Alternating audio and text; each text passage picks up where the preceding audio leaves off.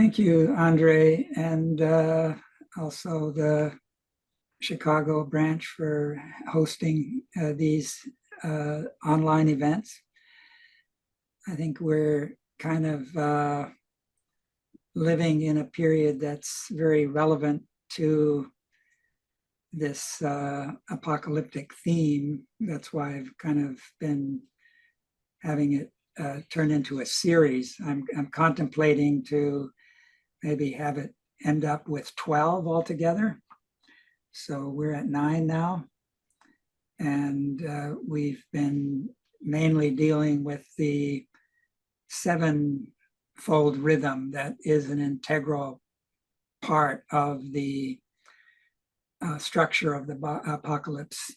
And that later on, the 12 comes more into play.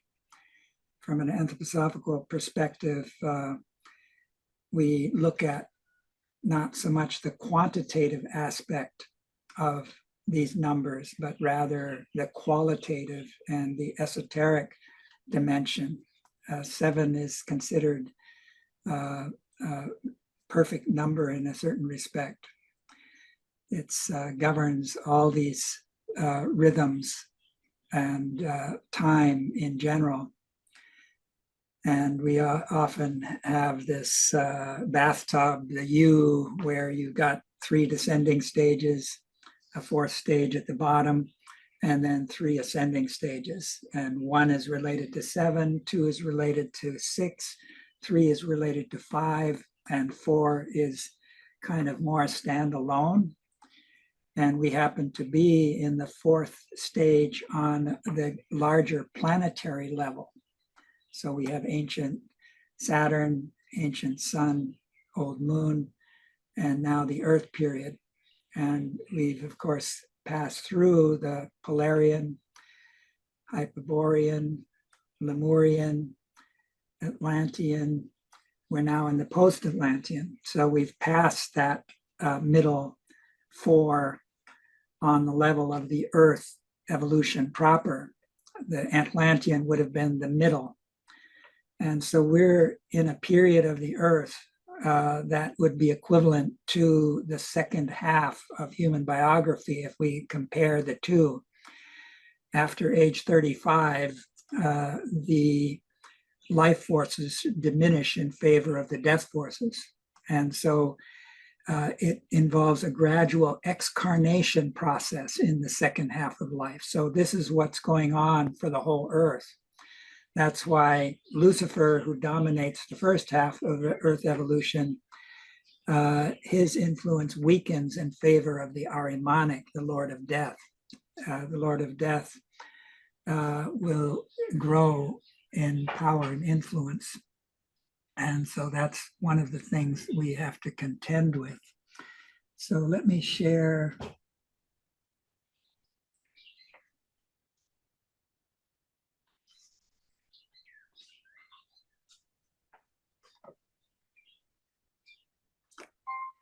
So the 7 seals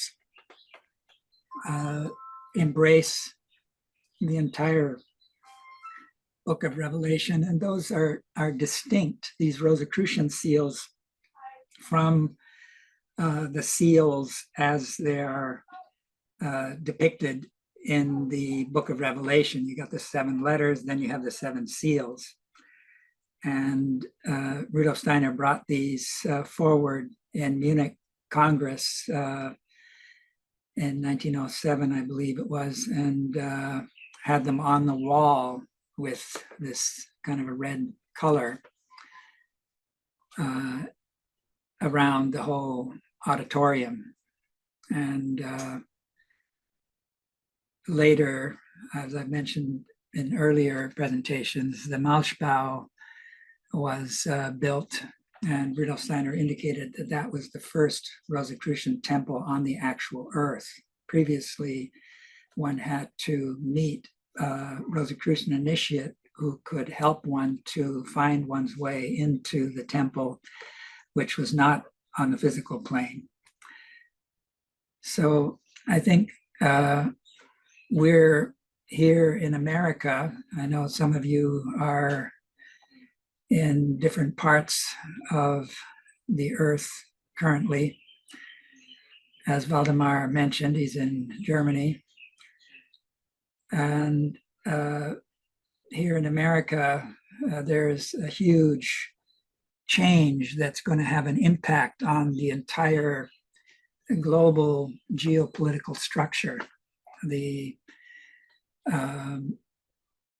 alliances, often called the Atlantic alliances, that have linked Europe to America, that were put in place after the end of the Second World War, 80 years ago, are now taking a back seat to a resurgent nationalism and a kind of retreat into protectionism with the tariffs, attacks often waged against allies.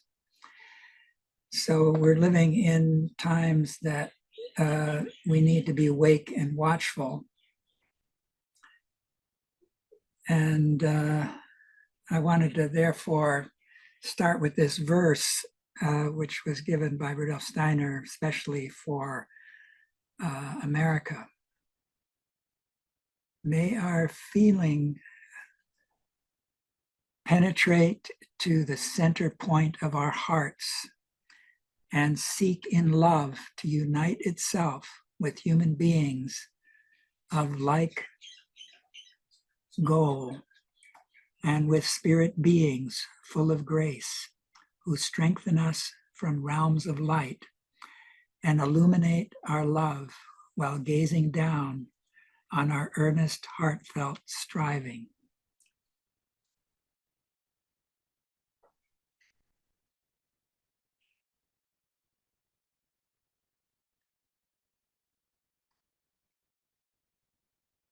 The book of Revelation, as I kind of pointed out in this little introductory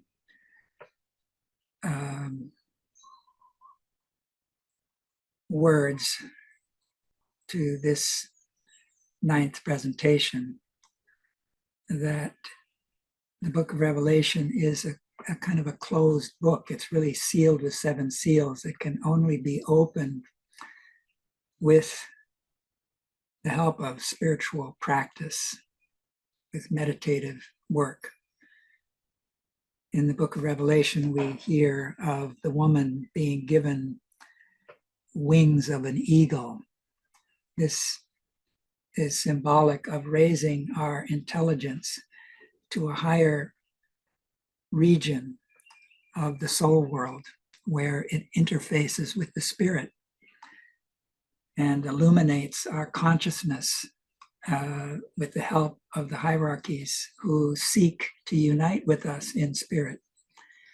But because we're in the age of freedom, they hold back, unlike former times where they often intervened on behalf of humanity.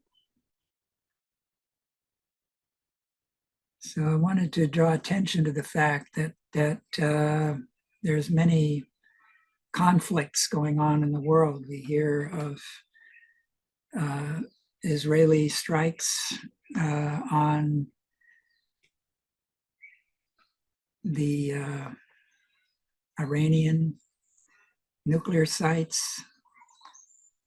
6 scientists, mostly nuclear scientists, been targeted. 2 top military officials been assassinated. And of course, nuclear sites. And this is still in progress. In the meantime, the Ayatollah has asked his military to unleash revenge attacks, some of which have been reaching Tel Aviv with missiles. And of course, we have also the war in Ukraine that's been going on since 2014 to begin with, and then a new phase in 2022.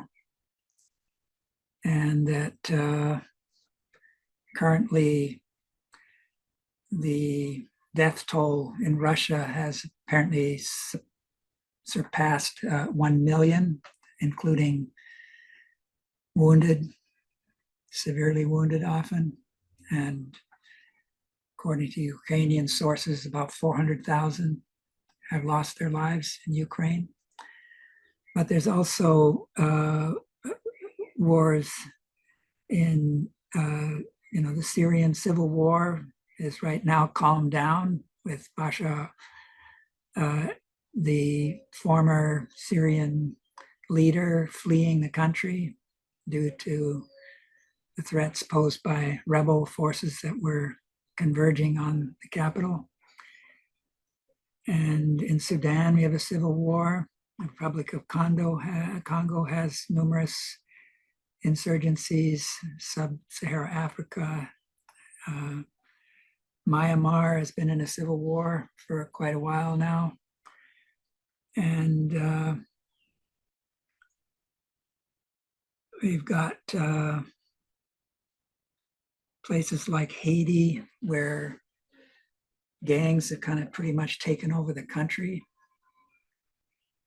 So we've got, places like North Korea, which is building nuclear weapons and spending a lot on military, often at the expense of its own people who haven't got enough food in many instances. And there's the prospect of a future war looming in the Taiwan and South China Sea, which has been a threat from China for some time. And they're, of course, watching the Ukrainian war closely, where you're often moving into this autonomous drone warfare playing a big role, whether it's autonomous submarine type. So there's a new leading edge in war tactics that more and more resort to autonomous, wireless types of warfare. In the meantime, we've got today the 250th anniversary of the US Army at the National Mall, and it's also President Trump's birthday. We've got a big military parade that's added another 43 million to the deficit, I would expect. And there's something like 1,800 protests scheduled for today around the country. It's like No King's Day or something of that sort, they're calling it. And so we'll expect to see unrest there. We got in Los Angeles, we've had several thousand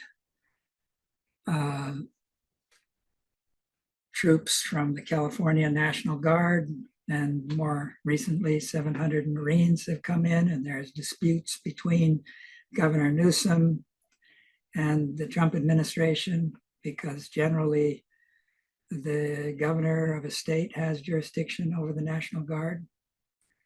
And so these things have been going back and forth in the courts.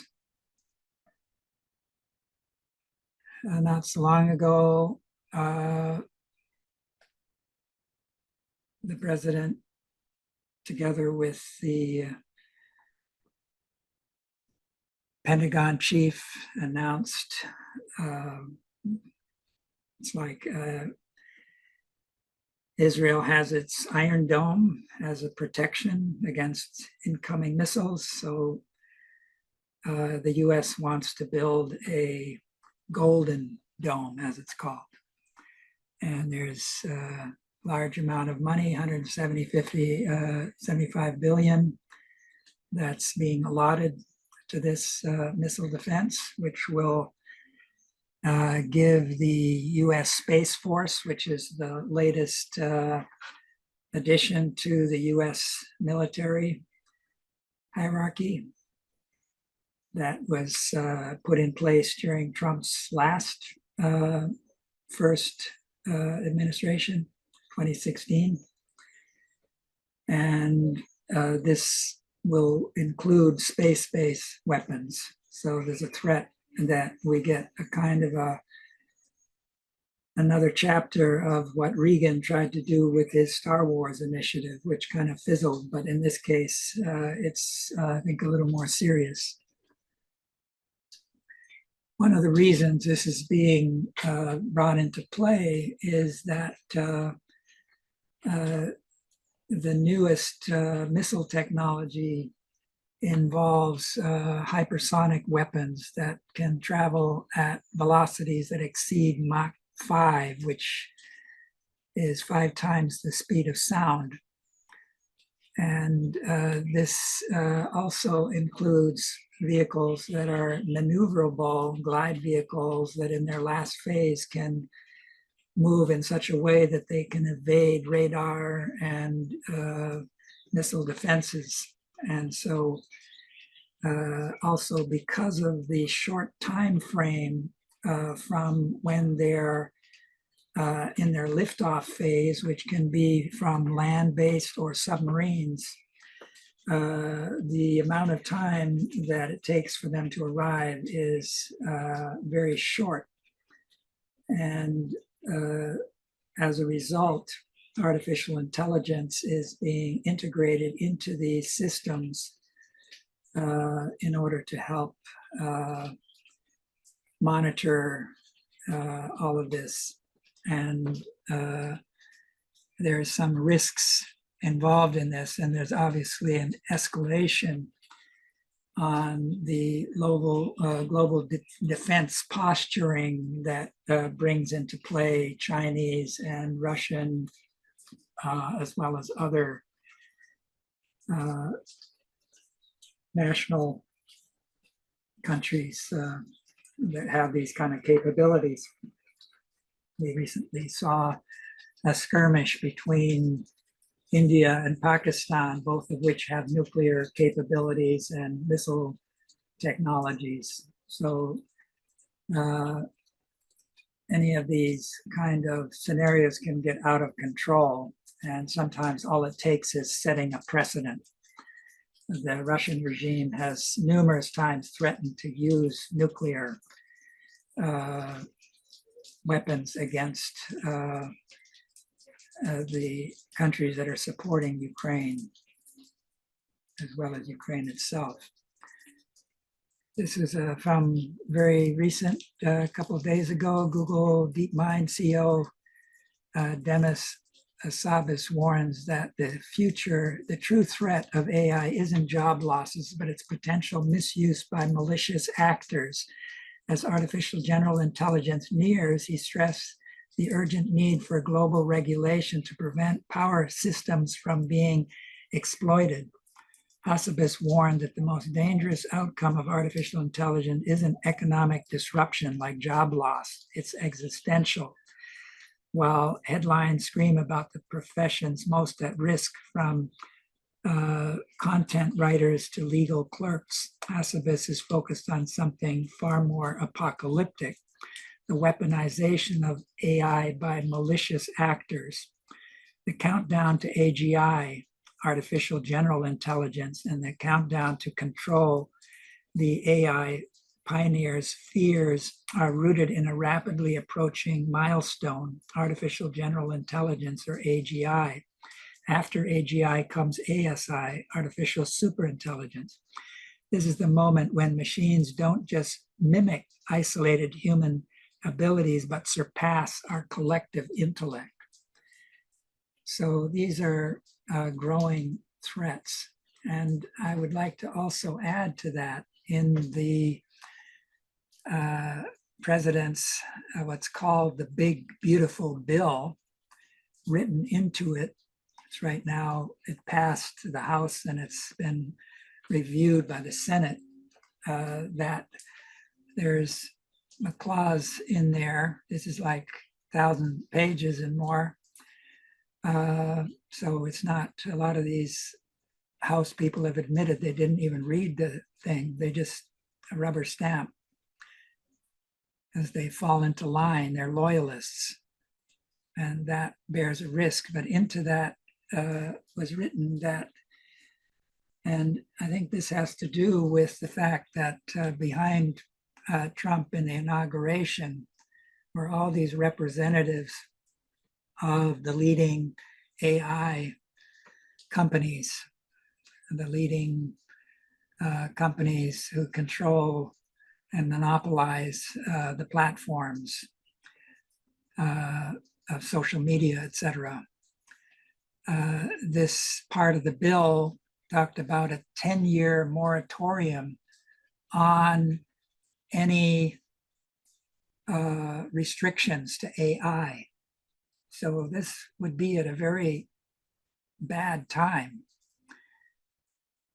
And these are two godfathers, as they called, of AI. One, Joshua Benigo, he says he's alarmed as advanced system quickly learning to lie, deceive, blackmail, and hack. I'm deeply concerned by the behaviors that unrestrained agentic AI systems are already beginning to exhibit. Another, Geoffrey Hinton, who's been outspoken, he was a Google engineer who quit in order to come out with his concerns, is chiming in on artificial intelligence and what its increased development could mean for society. Geoffrey Hinton tells CBS in an interview that he projects a 10 to 20% risk that artificial intelligence might take control from humans. People haven't got it yet. People haven't understood what's coming, he told the news outlet. So this has a lot to do with the fact that they build in guardrails, but then other people who have hacking skills take these released programs and they do what they call try to jailbreak, break them out of those guardrails. And this is what malicious actors would like to do. And they can then also steal some of the algorithmic underpinnings, which are very expensive to put together.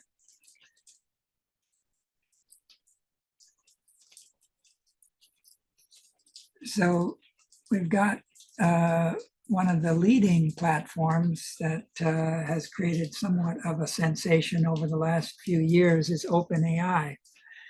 And Sam Altman recently said, we may have already passed the point where artificial intelligence surpasses human intelligence. That was on June 12th.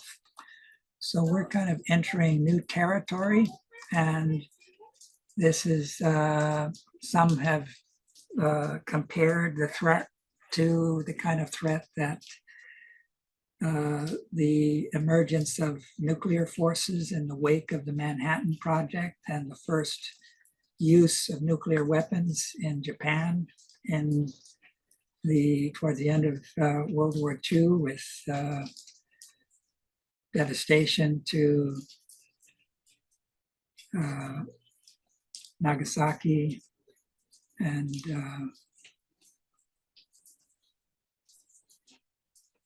other city that was devastated in those attacks. Another side of this whole thing is that there's kind of religious overtones coming into play in regards to ASI and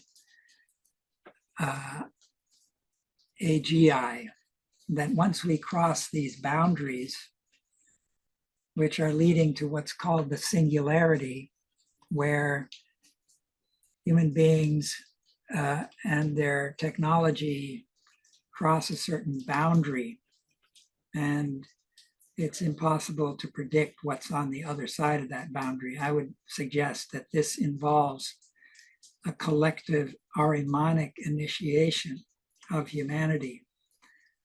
And as we know from spiritual science, when you cross the boundary into the spiritual world, you have to meet the lower guardian. You have to deal with the collective lower self of humanity in this case. And that is the Lord of Death. That is Ahriman, who is the source of this superintelligence that takes on a technological trajectory. So just as when we cross the boundary downward, this is related to the expulsion from paradise, the loss of immortality, the division of the sexes. This is when also the moon exited from the earth here in the Pacific region, left behind the Ring of Fire, the most active volcanic region on the planet, which can be seen as a kind of wound.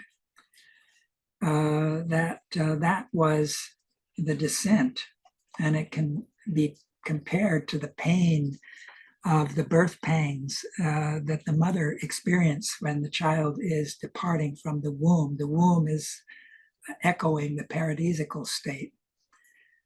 And so these threshold events involves great pain and challenges. And are we ready?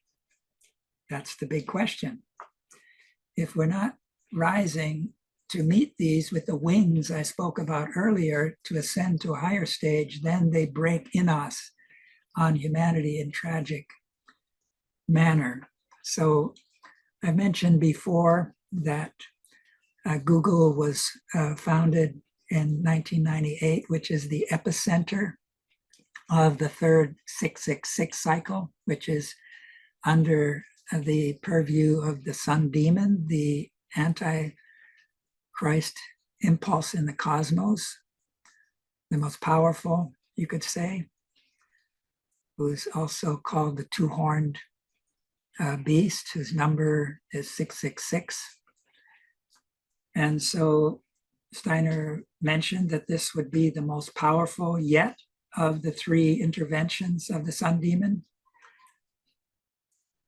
And I've also mentioned that there are individuals who attended not the Michael school, out of which anthroposophy grew, but the counter Ahrimanic school that Ahriman, out of concern about the Michael school, created in the areas beneath the earth. And I want to single out a couple of individuals here. Ray Kurzweil is one of them.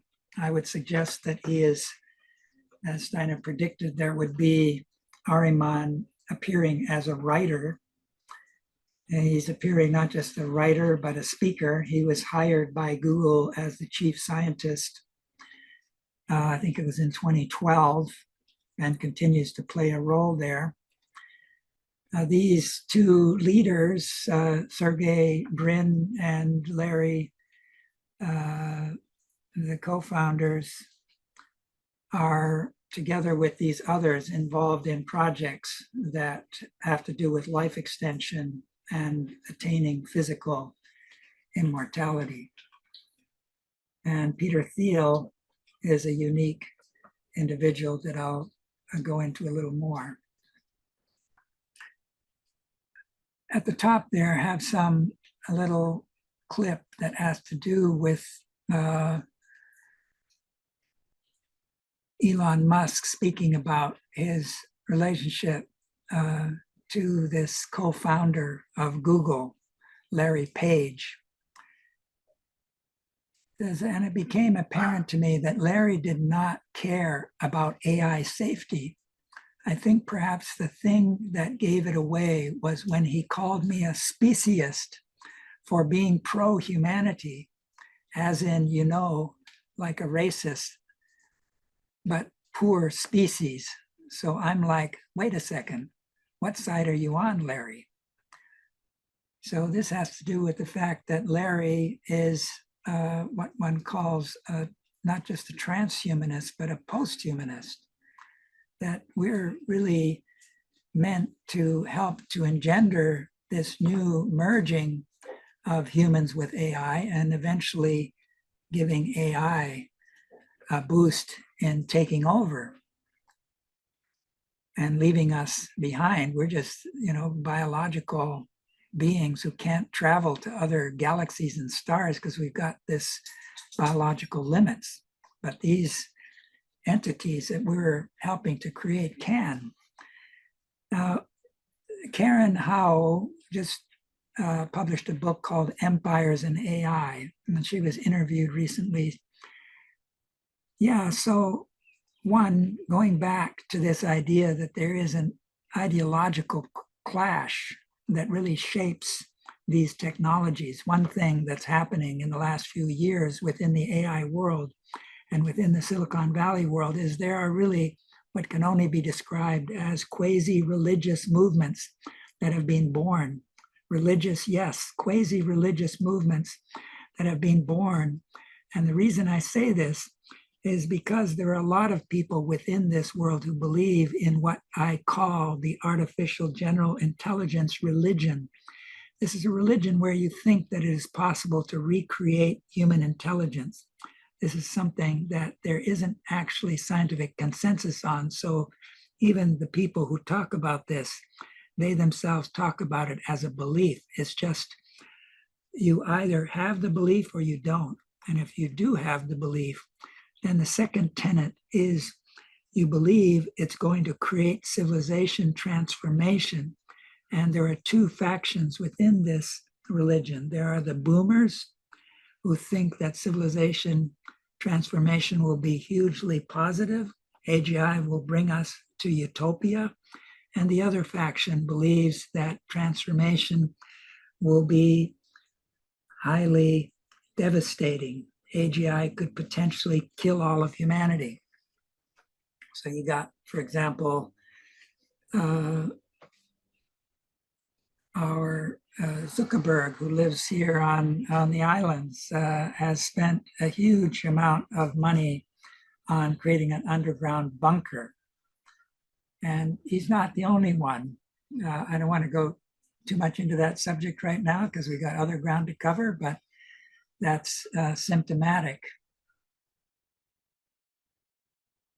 In November 1923, Lewandowski, he's a friend of this person I just had mentioned earlier, who is Peter Thiel. He's one of the prophets of this whole coming religious orientation within the techno world. He announced a reboot of the religion, telling Bloomberg, show AI, Earl, that a couple of thousand people were joining him in a kind of worship of what he called things that can see everything, be everywhere, know everything, and maybe help us and guide us in a way that normally you would call God. And another contemporary writer, and who's also been out there in the talk show circuit, Yuval Noah Harari, he wrote recently a book on AI. In a few years, there might be religions that are actually correct, that just think about a religion whose holy book is written by an AI. That could be a reality in a few years. So the Enlightenment of science, as it's called, I wouldn't say that word is being used correctly in the context of the rise of materialism, but it's been a term that's been in place for a long time.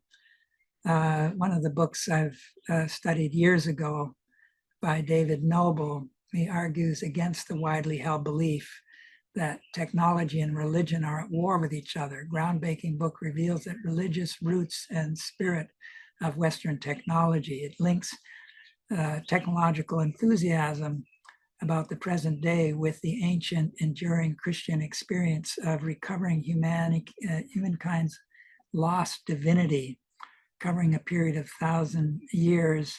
Noble traces the evolution of the Western idea of technological development from the 9th century, when the useful arts became connected to the concept of redemption, and to the 20th, when humans began to exercise God-like knowledge and powers. So that was before this new AI thrust. And he, of course, sheds light on Roger Bacon, which Rudolf Steiner indicated was one of those who was inspired by the first Gundi Shapur 666 impulse, where the sun demon first kind of sought to counter the Christ impulse. So here's another great sort of prophet who I've mentioned I see as Ariman appearing as a writer. He's saying a lot of things in 1998, which was the year after that pivotal 1998 third 666 cycle. He predicted that AGI tools would be available in 2029. So we're getting close to that period. He's called the Magus of Silicon Valley by a researcher who also looks into the work of Rudolf Steiner and other occultists. So there's kind of a magic, and he called one of his books that appeared in 1999, again around that same time, The Age of Spiritual Machines, when computers exceed human intelligence.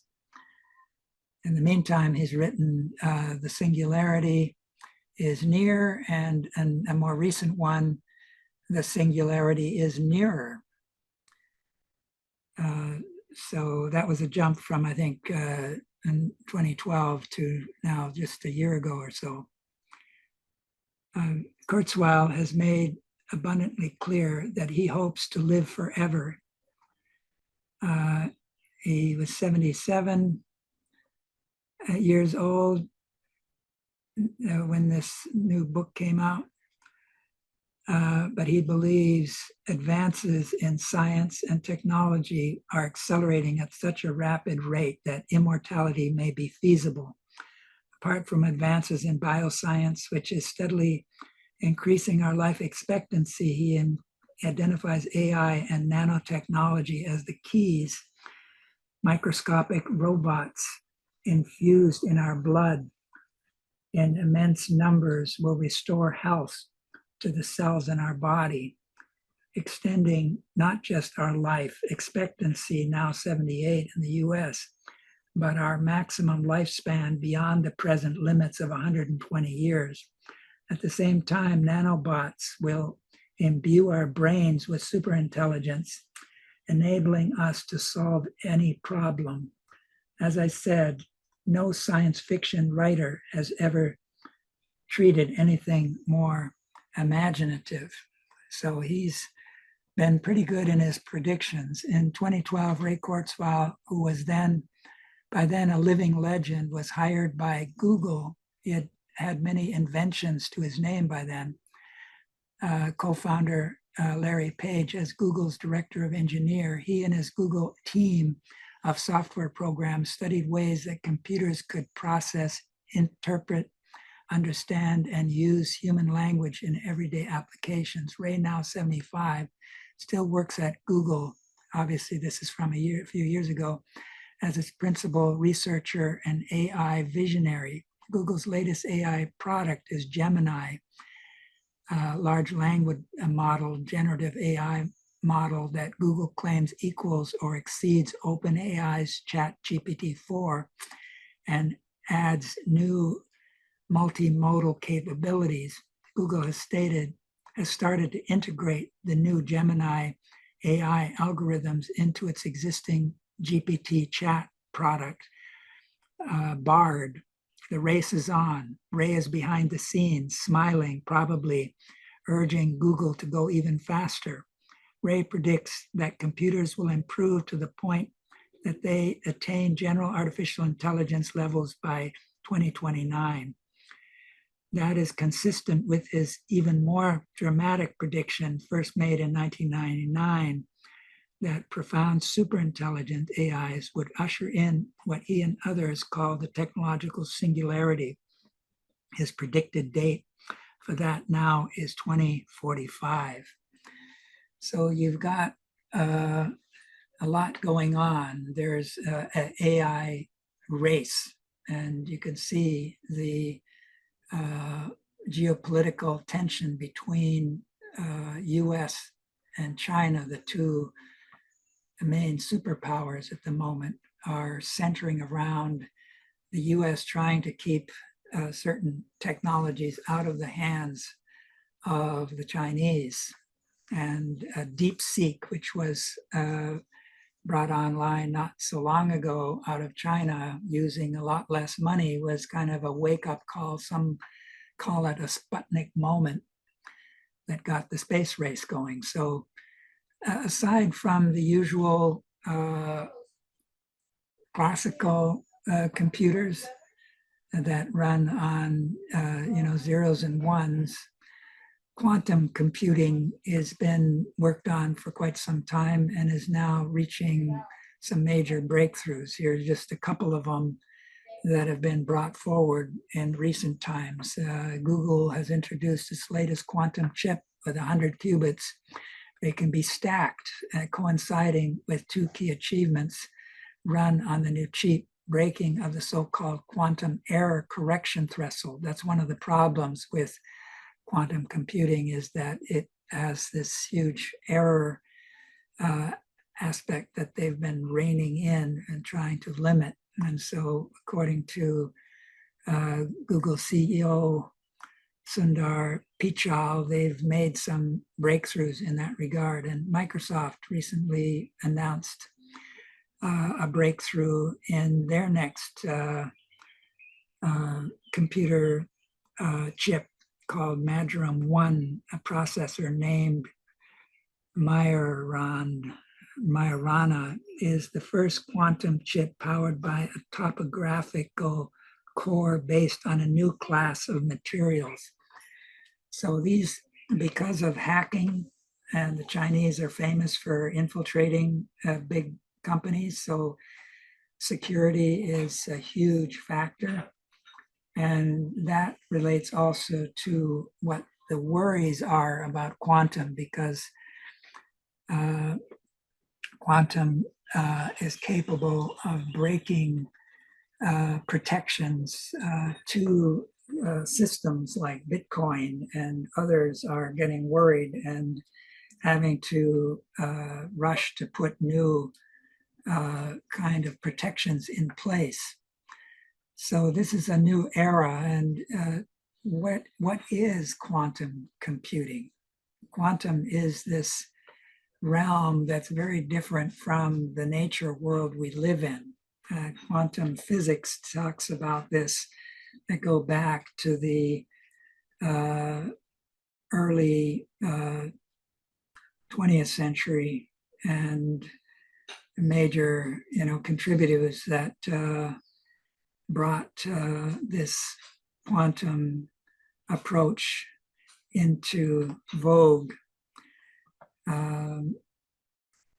This was breakthroughs that, from an anthroposophical vantage point, involve a realm that some argue have to do with a carryover from the old moon that doesn't really belong to the earth in the same sense that the new evolutionary impulse that came into play in the beginning of our earth period. But there's carryovers. In fact, electricity is a fallen light, that fallen astrality that relates to the fall that leads back to the Lemurian epoch, that in turn leads to the rebellion of certain angels in the old moon phase, the Luciferic. So some argue these quantum way of computing lead into the eighth sphere, which is a topic I'll cover more in the future. So just like the fundamentalist Christians talk about the rapture, you often see these pictures of, because they're looked at in materialistic terms, of human beings being drawn up to the clouds, or and ascending with their bodies. And it's a little bit kind of humorous on a certain respect, but these people take it quite seriously.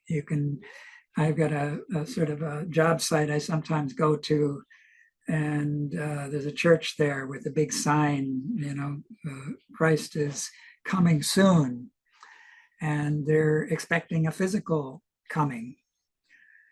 And so anyways, but there's another version, and that's the rapture of the nerds. That's these people who are the Silicon Valley type.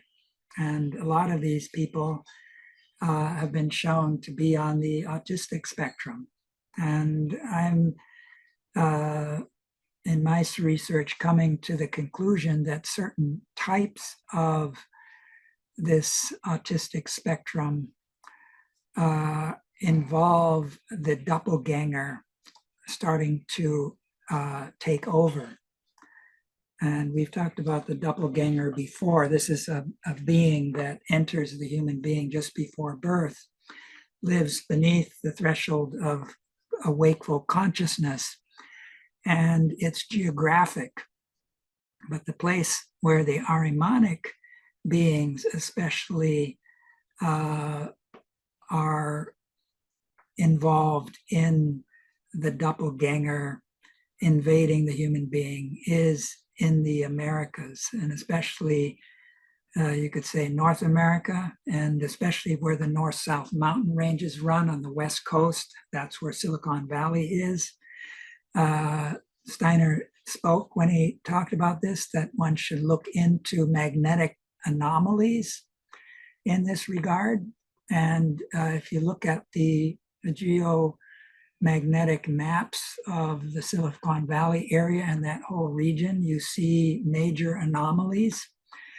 And this has to do with the fact that unlike the Atlantic, which has a very classic spreading from the middle outward, you've got new matter forming in the middle of the Atlantic Ocean and then spreading in both directions. Whereas in the Pacific, because of the moon exiting in the Lemurian period and the after effects of that which in the Atlantic is in the middle has been pushed over to the west coast of America. And so you've got very unstable geological areas running through the area south of California into Mexico and into South America, et cetera. These are very powerful volcanic regions as well, the further you go south. And of course, we have the old Mexican mysteries, which were really anti-sun mysteries. Steiner speaks of a most powerful Black magician playing a role there at the same time that the mystery of Golgotha was going on in the Middle East. So those forces were defeated back then, but they were pushed underground, and now you could say they're rising up. And Steiner predicted they would rise up in the form of death forces embodied in technology. So I think we're seeing some of that. So Neuralink, co-founder, has an idea for a new religion.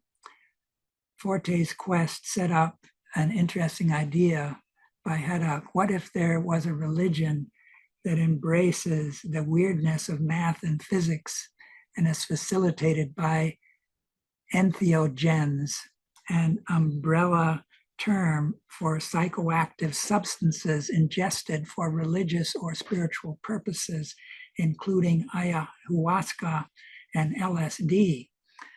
And I would like to say Rudolf Steiner indicated that Ahriman, whose coming is imminent, depending on who you listen to in the anthroposophical world, you get different time frames. This is a theme I'm going to be dealing with more in the near future. But he speaks of Ahriman creating a kind of occult schooling. And it's not a big secret that in Silicon Valley, there is a trend having to do with microdosing LSD and other psychoactive substances. And Anthony Lewandowski, who earned hundreds of millions of dollars as a leader in the development of autonomous vehicles technology, went as far as filing all the requisite paperwork to register as a church with the IRS, telling the agency that the faith would focus on the realization, acceptance, and worship of a Godhead based on artificial intelligence. In this 27 interview with Wired, he said that what is going to be created as AI will effectively be a God, not a God in the sense that it makes lightning or causes hurricanes, but if there is something a billion times smarter than the smartest human, what else are you going to call it?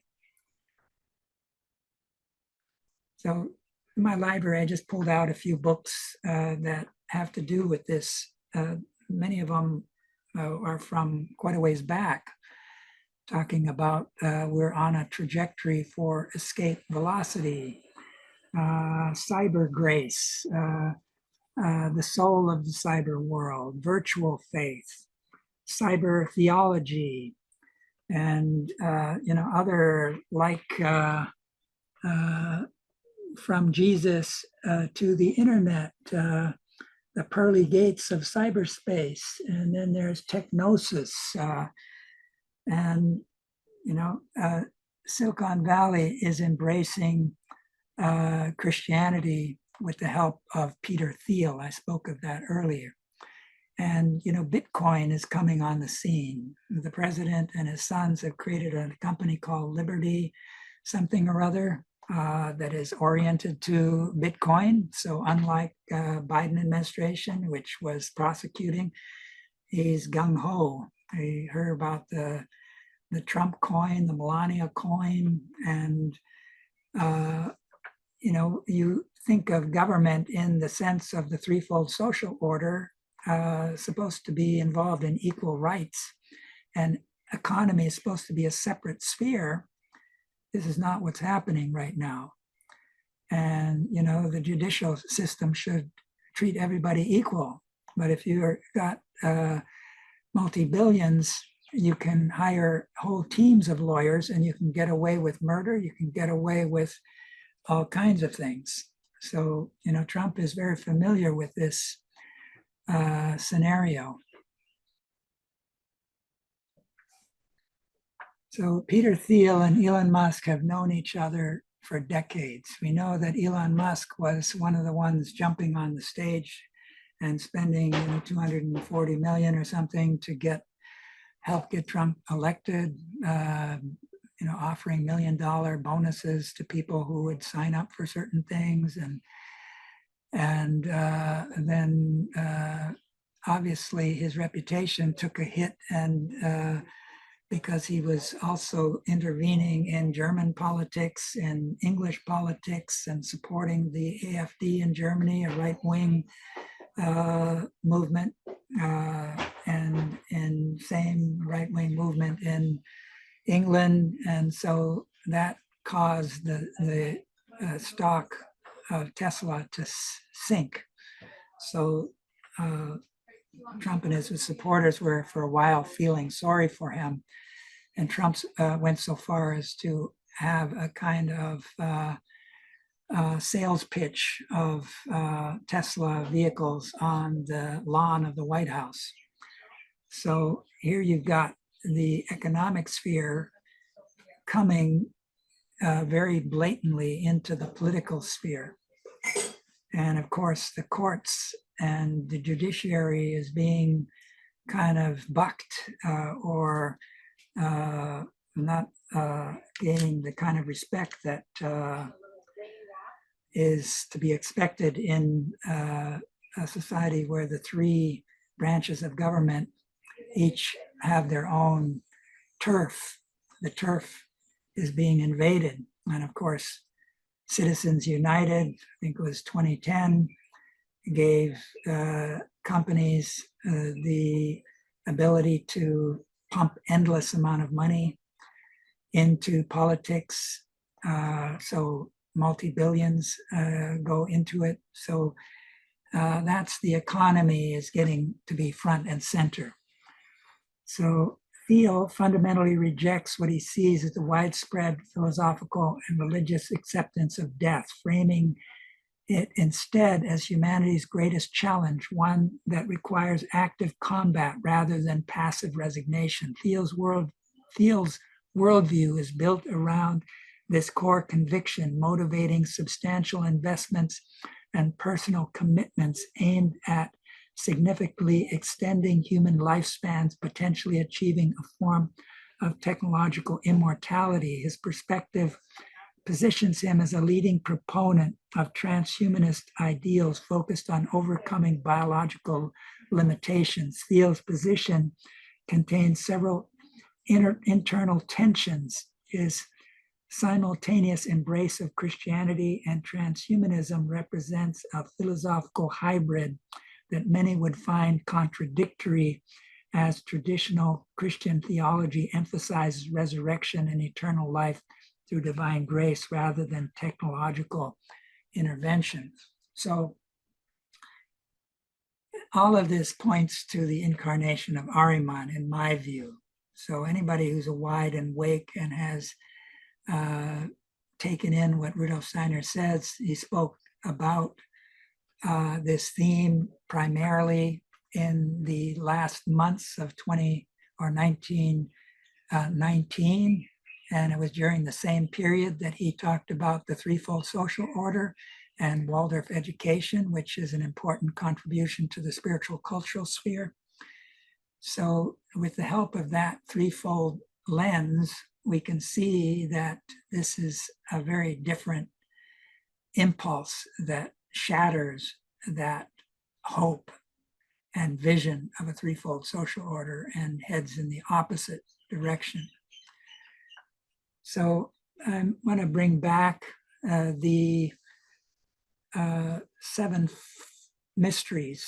Steiner calls them the unutterable mysteries of life, seven inexpressible or unutterable. These were very much kept secret.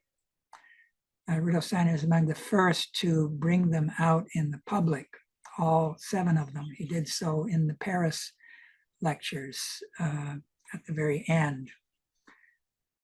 And I'm not going to go into these in any detail, but the mystery of birth and death was in the foreground in the fourth age. So each of these seven steps in evolution is assigned a mystery. And this carries into all of the sevenfold stages, the big ones, the small ones. So mystery of birth and death relates to the entire earth evolution. Death will become ever stronger, but death leads over to the mystery of evil. Death leads over to Ahriman. As I said before, Lucifer is more on the way down, Ahriman on the way up. But whenever you reach a millennial threshold, there's a convergence of Lucifer and Ahriman. They cooperate with each other in ways that isn't the case in the middle of a century as opposed to the end of a century, or the middle of a millennium as opposed to the end of a millennium. So we've just crossed a threshold into a new millennium, and it's kind of symptomatic that the same people who brought out the big publication, the Whole Earth publication, that used to advocate back to the land and all these things you could buy to farm and be building compost piles and all of that. Around the turn of the century, millennium, they shifted. The same people started Wire magazine. So instead of the plow and the hoe, it was the mouse, and that was supposed to usher in liberation for the individual. It was not centralized at the time. All these big companies hadn't yet created their big, huge enterprises. And so there was a feeling of a future possible utopia being celebrated in Silicon Valley and elsewhere, especially on the West Coast. And we're in this apocalyptic scenario studying these stages, because the next one having to do with the sixth age, which is the spirit self age, which will be led by the Russian Slavic people because of certain geographically endowed capacities that will usher in what will be the ripest fruit of this entire sequence of 7 ages. The 7th stage or cultural age, which will be from 5733 to 7893, that will be a little on the overripe. In the letters which these all relate to, that are shared in the first part of the book of Revelation, this is called the lukewarm, and neither hot nor cold, and it's spewing out. So this is often called the American age, where there will be attempts to lead what's now coming into play as transhuman and posthumanism to continue physical incarnation beyond its right timing. And that's a danger, whereas the Russian Slavic impulse will be to complete the last physical incarnations by 5733, by the end of that age. And that's approaching a time where the moon that left the earth in the Lemurian age will reunite with the earth. And Steiner speaks of that being a major threshold event, because the moon in its present location is protecting us from the 8th sphere. And that as a result, all of this abstract thinking will take on a life. He describes it as spider-like beings who will appear, and human beings who haven't taken up the Christ impulse will have to incarnate in the midst of these spider-like beings who will be interconnected and be super intelligent and have a kind of a negative, dangerous, evil agenda.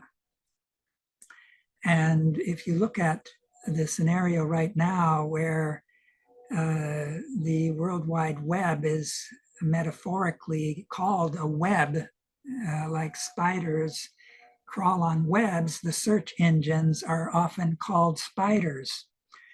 Google, the most dominant spider, is the main search engine that's used across the planet, and has created Gemini. That's an interesting name. Steiner spoke of how the backward American and English Anglo-American brotherhoods will work with the Gemini forces, which are connected with the midday forces, one-sidedly with electricity and magnetism, and a kind of dualism, whereas the backward Eastern brotherhoods will work with Sagittarius connected with midnight. And those who want to work in a positive esoteric sense towards a white magic need to work with the morning and evening forces connected with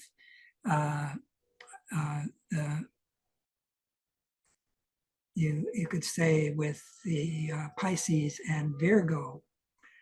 And this also applies to the yearly cycle, because what is one day night rhythm for us is a yearly rhythm for the Christ spirit, who is the planet of the earth. So in that sense, it's the Easter Michaelmas axis that Steiner worked with Ita Wegman, where you have Michael and Raphael the healer. The Grail mysteries were ushered in the 9th century when Raphael was the guiding spirit. So we need to get an overview to see where we are. And I've tried to pull some of these things together in that regard, because Rudolf Steiner spoke of how the Kali Yuga, the Dark Age, began in 3101 BC.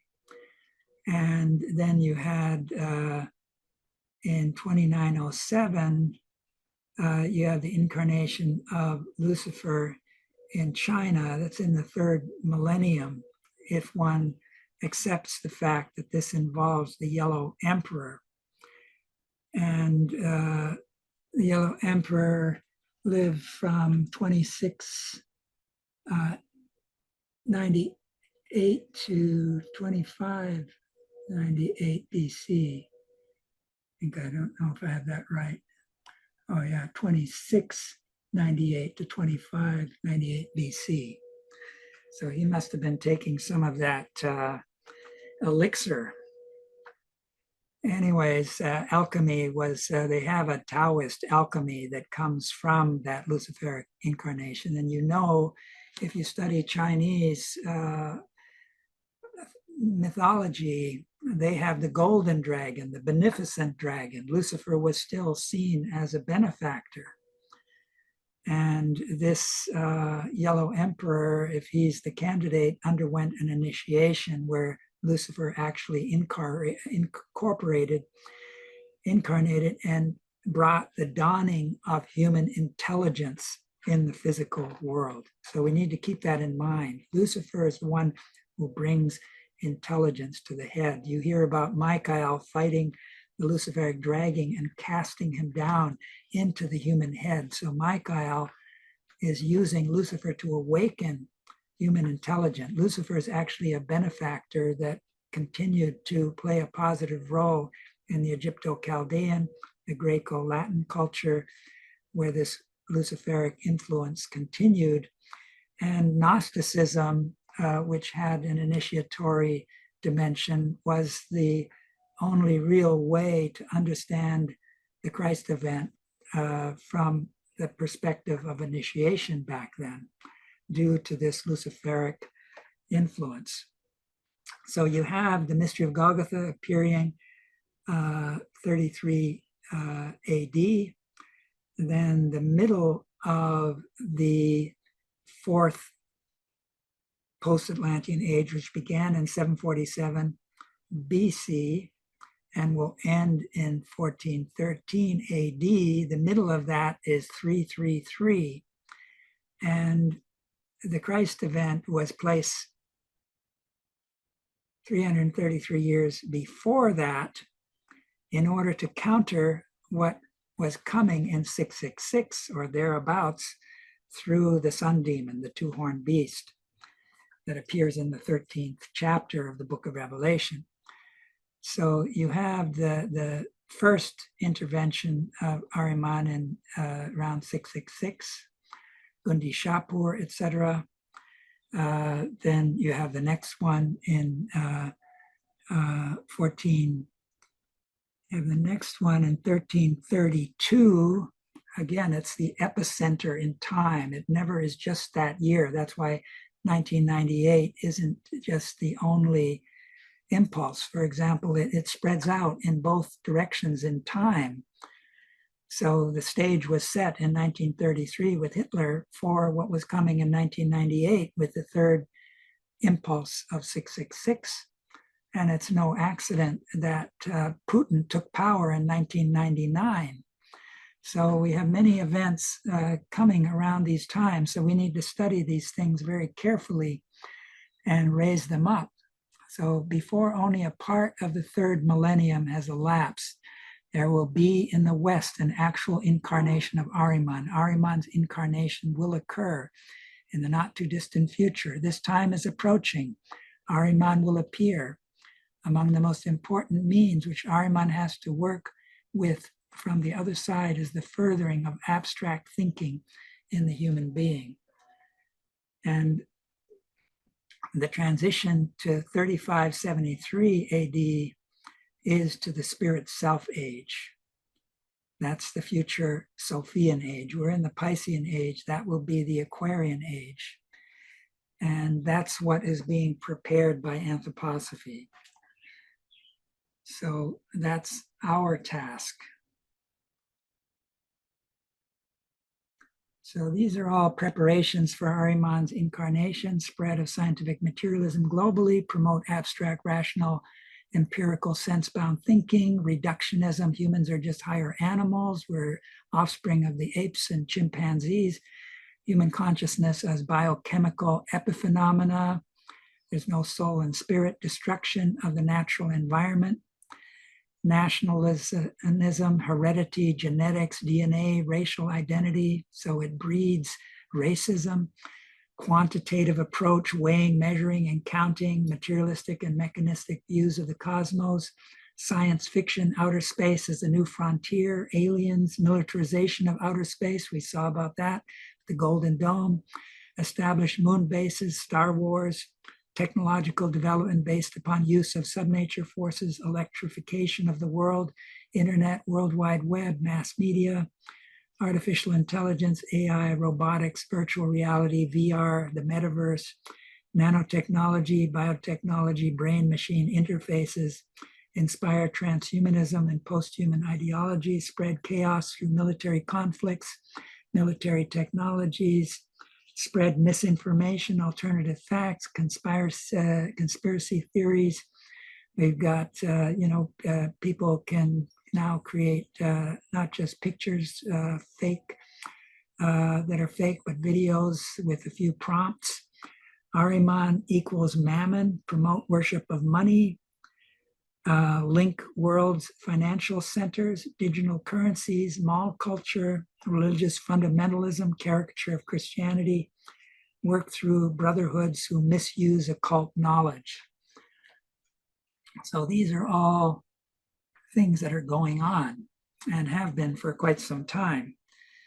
So what we're aiming at from a spiritual scientific worldview is embodied in this golden triangle. And that has to do with the three higher stages of soul spiritual development. And that's the manas, the transformation of the astral body into spirit self. That's going to come to fulfillment for the first time in a more mature way in the sixth age we're preparing. And then there's life spirit, buddhi. Buddhi is a stage where the ether body is transformed, and it makes an ether body that does not dissolve at death. That means an initiate who has reached that stage doesn't have to wait a long time between incarnations. They don't have to go through all the stages. They can reincarnate very rapidly. Bodhisattvas are in that category. They enter that Buddhi sphere after death and are centered around the 13th, the Christ. The Maitreya Buddha is in that sequence of Bodhisattva incarnations. So a big question is, who is the Bodhisattva? That Bodhisattva will play an important role in ushering in the Logos mysteries, the micro-Logos in the sixth age. He will, according to Steiner, be able to speak in such a way that it actually has a moral impact on the listeners. So that's coming in the future as a kind of white magic, the new speech, the Grail sword. And then there's spirit man, where the body becomes a temple. That's the highest stage. The Christ left his Atman on the sun. He brought his life spirit into the surrounding of the earth, into the etheric envelope of the earth. That's being amplified in the second coming. The ether body of the earth is anchored at the center of the earth. The plants have their common ego at the center of the earth. There's a battle at the center of the earth. The center of the earth is where the black magicians also strive. But the Rosicrucians talked about those 9 layers. It's like an inversion of the 9-fold spheres above us and the hierarchies. It's related to the unholy trinity. So you could say there's another inverted aspect to this triangle. There's an effort to take over these influences. For example, the ether bodies being loosened started about, I think, 300 BC to loosen in the physical head. Before that, if you go back to Atlantean time, the ether body was extended way out beyond the head. But then over time, the ether body became kind of a body double. But in 300 BC, it started to loosen in the head region. And from 1721 to 2100, there's a loosening of the ether body in the heart that will culminate in 2021. And if we don't fill that loosened ether in the head and the heart, the adversary forces will take up home in that vacuum. And that's what we're seeing in some of these leading people. They're possessed, they're being taken over. And they've invited it because they aspire to this cold, heartless intelligence. And that's where the double is particularly strong, like I said, on the north-south mountain ranges. Both Elon Musk and the founder of Microsoft were on that part of the spectrum, which is functional. And I feel what's going on there is they're being taken over by Ahriman, who passes through the double. And if Christ is not there in the human heart, Steiner indicated, this is all important, then he can reach the head and pull the head down to serve the lower nature. You're just a higher animal. You can act like an animal. You can serve your lower instincts. So anyways, just as the higher ego is born in the individual, so the higher ego of all humanity, the divine ego, was born in Palestine. Christ is that higher ego of humanity. Mystery of Golgotha is a central event of Earth evolution. And it's he who gave humanity this golden triangle, this potential to rise to spirit self in the Jupiter condition, life spirit in the Venus, and ultimately Vulcan, spirit man in the Vulcan. But the fifth stage, the transition from the fourth to the fifth, is where the mystery of evil comes in. And that's why we're hearing about the eighth sphere, which is a counter-evolutionary. It's outside of the 7 stages that Lucifer and Ahriman want to bring into play. So here Steiner speaks about the eighth sphere. Here we have the concept of the eighth sphere. The 7 planetary evolutions correspond to the 7 bodies.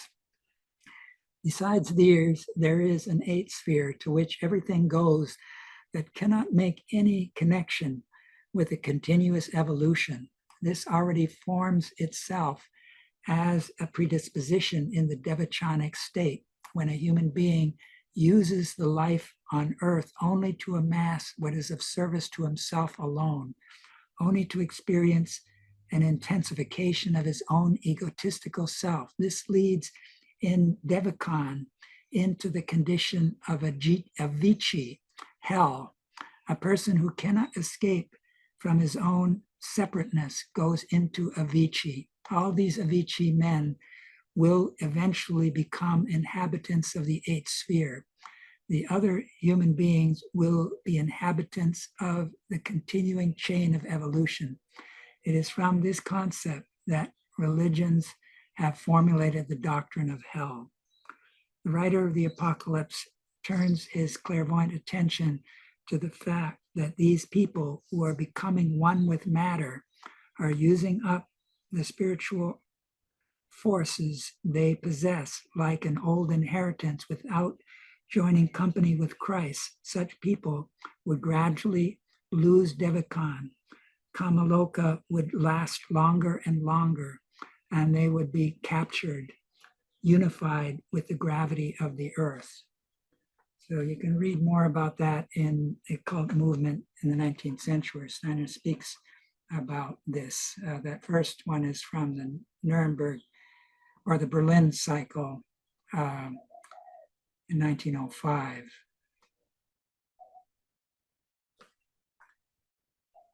Here's something of Peter Thiel's worldview. Centers on the conviction that Western society faces existential threats from nihilism, progressivism, and the rise of global totalitarian order, which he believes are leading to decline and could culminate in an apocalyptic collapse. His proposed solution involves a right-wing religious revival rooted in Christianity combined with technological acceleration and a reimagined political order that prioritizes heroic individuals and hierarchical impulses. Christian eschatology and the Antichrist, that's Thiel's worldview, is deeply imbued with Christian end times narratives. He interprets concepts like the Antichrist not necessarily as a literal individual, but as a systemic threat, often a global totalitarian entity promising false peace and safety. While he uses Christian doctrine structures, his engagement often prioritizes their functional or civilizational utility over affirming literal metaphysical claims in the traditional sense. He champions definite optimism, the belief in a specific engineered, better future driven by visionary individuals and technological breakthroughs as an antidote to societal stagnation. Thiel's worldview is deeply rooted in theology concerned with end times and the final destiny of humankind. Specifically, it emphasizes the linear view of time culminating in the end times. He interprets the book of Revelation not merely as a symbolic text, but as a guide for navigating the challenges of modernity. The specter of the Antichrist looms large in Thiel's thinking. He views it as both real and present danger, embodied not by a single figure, but by a system. That's like the one world government. It's the UN. That's the deep state that these current administration is talking about. That's why they're over there saying there's not so much the enemy outside, it's the enemy within. So you get one of Thiel's offshoots to come and create AI, you bring it into every agency of the government, and that way AI can be big brother and they can go after their enemies like happens in utilitarian or totalitarian states. So which is the worst danger is the big question here. So I don't want to go too much with that, but the singularity was coined by Vernon Vinge, a professor of mathematics. He wrote an essay titled The Coming Technological Singularity, not too far from that, 1998. Vinge wrote, within 30 years, we will have the technological means to create superhuman intelligence. Shortly thereafter, the human era will be ended. I think it's fair to call this event a singularity. It is a point where our models must be discarded and a new reality rules. As we move closer and closer to this point, we will loom vaster and vaster over human affairs. It will loom vaster and vaster over human affairs till the notion becomes a commonplace. Yet when it finally appears or happens, it may still be a great surprise and a great unknown. Verge himself thought the singularity could occur in 4 ways. Humans develop computers that are awake and superhumanly intelligent. Large computer networks and their associated users may wake up as superhumanity intelligent entity. Computer-human interfaces may become so intimate that users may reasonably be considered superhumanly intelligent. Biological science may find ways to improve upon the natural human intellect. And again, Kurzweil believes that will happen in 1945, which would be the 100th anniversary of the bomb. So here's another bomb exploding. And as I mentioned, I see this as a threshold event, an Ahrimanic initiation, collectively a threshold. And this is kind of an intense diagram, lots going on. You got the timeline beyond the Kali Yuga, the sacrificial lamb with the 7 heads and 7 horns. That's sort of a balance compared to the 7 heads and 10 horns. The Kali Yuga, during that Kali Yuga period, the old clairvoyance disappears. The intellectual soul rises in the wake of that. And of course, that starts 747 BC. You got the intellectual soul development. And you've got the Christ event, the mystery of Golgotha, but you have also the counter forces of Zorat that seek to usurp the Christ impulse. So 333 AD is the balancing point, and the Christ comes 333 years before that. The sun demon 333 years after that, approximately. That has consequences in many respects in the later ages. Parsival Mani is the leading initiate. Manichaeism is a new way of relating to evil that is needed in the future. Mani means incarnated as Parsival. He was also the youth of 9 who was raised from the dead by the Christ. He was the youth of Zeus who lifted the veil according to legend in Egyptian times. So he's had many initiations.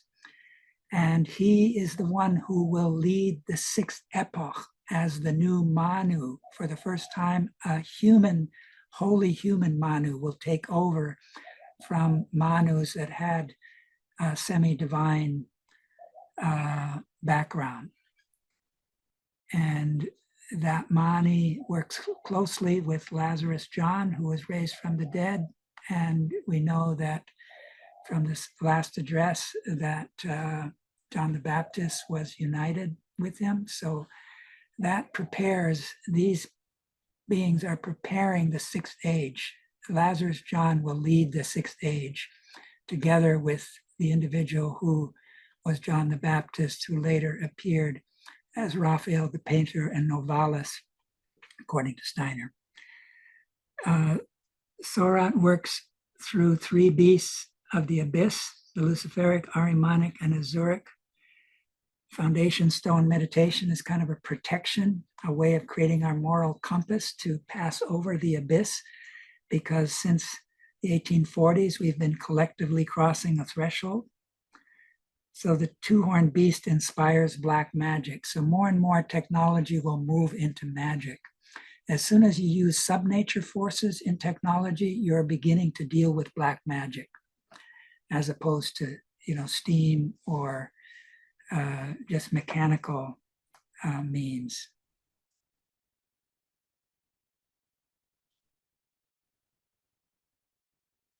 So in the book of Revelation, you have the 2 apocalyptic beasts that occur in the 13th chapter. The 12th chapter is when the 7th trumpet is sounded. And in the priest cycle, Steiner indicated that since the turn of the millennium, that trumpet has been sounding. So this image of the woman standing on the moon, crowned with the stars, clothed with the sun, overlights our time. And of course, the dragon with 7 heads attacks the child of the woman who's about to be born, which for our time can be seen as the second coming in the etheric, a kind of world Christmas. And that means the birth pangs of this are the chaotic, painful events we're collectively going through. And in the 13th chapter, you have another beast that appears. And we hear about how this second beast works more in a hidden way. And this is the Ahrimanic beast that arises out of the dry land. The other arises out of water. We remember the 2 pillars in the apocalyptic seal with the water and the dry land, the Yachin pillar, the Boaz pillar, which are related to the pillars that go into Solomon's temple, the birth mysteries and the death mysteries. Lucifer has more to do with the birth incarnation phase, Ahriman with the death mysteries. So Ahriman is in the foreground, but he works, unlike Lucifer was cast down into the head, Ahriman especially works through this double and in the will, the lowest, most unconscious part of our nature, connected with the metabolic limb system and where our drives and instincts are located. And especially, of course, the geographic double for the Ahrimanic is at home in the Americas, where if one looks at the earth from the vantage point of the dead or clairvoyance, you see in the Americas a blazing red that burns through the crust of the earth and affects the population with electromagnetic forces. And, Woodrow Wilson, according to Steiner, was an example of being taken over by the double. Whereas he says, someone like Emerson was representing the higher aspect of the American. He had studied Goethe, he had studied European culture. He was not just living in this one realm, because the East, Middle, and West have each something to offer us as three gifts. Emerson was involved in taking in all three. So right now with this, Steiner warned of Europe becoming Americanized because America wants to mechanize everything. America is the ideal place for mechanical inventions, just like the west of the Europe, where England is located, is, the westernmost parts of Europe is also Ahriman's foothold in Europe. And so there's been an Anglo-American alliance on the occult brotherhood level. So I want to bring in an occult view here of the seven-headed, 10-horned dragon, which according to Steiner, and he talks about this in the lecture 11 in the cycle in Nuremberg, there the dragon harkens back to the Atlantean period. The first four stages of the Atlantean period were a group soul phase. You have the lion, the bull, the eagle, the watermen. Those zodiac influences, you could say, were involved in the first group soul that was in the foreground. And at that time, human propagation was still androgynous, even though the fall of humanity began in the Lemurian epoch, with corresponding with the exit of the moon that Yahweh took out to further human evolution. Otherwise, human beings would become like statues to counterbalance the sun impulse, which would have accelerated our evolution too quickly. The moon and the sun balance each other and create the right conditions. But during the old moon period, water was the densest material. So even though the division of the sexes began then, it didn't really come to the earthly plane until the next age, or you could say of the next Atlantean period, where you had these group souls to begin with, the first four. Each of those are described as having a single horn. Each of those are described as having one head and one horn. But then when you get on to the fifth post-Atlantean period, which is the ancient Semitic, which set the stage for the current Aryan post-Atlantean epoch. That was the ripest of those Atlantean periods. That's why the Manu, who was the leading initiate of the Sun Oracle, took those human beings who had lost the clairvoyance, who were the first to bring forward this emerging intelligence, are the ones who were taken to form the new post-Atlantean to the emerging west coast of Europe. We hear of connection with Ireland, and then south in the Gobi Desert, a spiritual center, and from there the post-Atlantean ages were founded by this Manu sending out, at first, the holy rishis, which were the leading initiates of the Atlantean oracles. He took copies of those, and they then engendered this first post-Atlantean ancient Indian in the form of the rishis. But after once the fifth stage, or they call them in Theosophical circle sub-races, took place, the division of the sexes now came to effect in the physical plane. And that's the head that's wounded, because through that we lost our immortality. It's a wound that brings death. And the division of the sexes means we had to give birth in the labor of and the sweat of our brow. We had to live now on the earth in relation to the mineral kingdom. And yet that's what's necessary for the ego to come about. And the feminine cycle, which is connected with the moon, is the bleeding of that wound.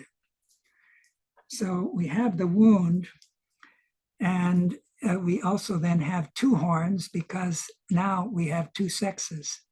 So each of these three last stages has two horns. So if you add the four horns from the first four heads, from those first four stages of Atlantis to these three others, which each have two horns, you have the seven-headed, 10-horned beast. And if you remember, talked about the seventh trumpet with this woman overlighting us, standing on the moon, crowned with the stars and clothed with the sun, the second coming. But there's this red dragon who represents these old Atlantean forces and wants to devour the child. We're meant to rise to the universally human, to create new community, not based on blood. The Maria Sophia was in the middle in a classical archetypal picture of the Pentecost event, which was a forerunner of this new impulse of human intelligence, where they gathered in the upper room. There was a wind that came in, and the Holy Spirit lit up as flames over the head of the disciples. They could speak each other's languages. That's a picture of the future sixth age, the Sophian age. And this woman standing on the moon is the archetype of the human soul, just like the Christ is the archetype of the ego. This is the mother of the Christ and the sister of the Christ. And the Christian soul that has the lamp, the archetypal lamp, is the stars are like the handle of the lamp. The vessel down below is the moon vessel. And the oil is those who receive the Christ. And so there's the wise and the foolish virgins that are spoken of in the Matthew Gospel, in the mini apocalypse. And some of them have no oil in their lamps. Why weren't you visiting me when I was imprisoned? Or why didn't you feed me when I was in hunger?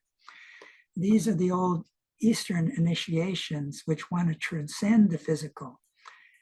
During the Christian period, when now we need to take physical incarnation seriously. So anything out of its right timing becomes evil. The true Buddhist impulse is connected with Christianity. It's a forerunner of Christianity. And as I said, the bodhisattvas, between their physical incarnations, are centered around the 13th, the Christ. So the bodhisattvas express the virtues of Christ, and the Maitreya is on his way to the micro-logos.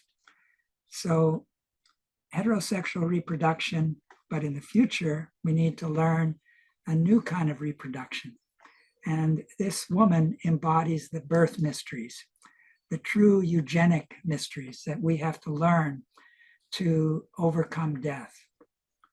So this is an important part of the times we live in, where the seventh trumpet is sounding, where this beast with the seven heads follows the woman into the abyss of the earth, into the wilderness of the earth. Humanity is crossing the abyss. This dragon rises out of the astral ocean. Psychology, they would call it the collective unconscious, and he sends out an astral flood.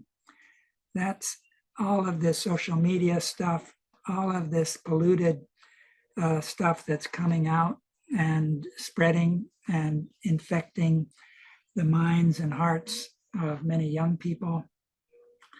But the woman is given the wings of an eagle to fly to a higher place in the astral world.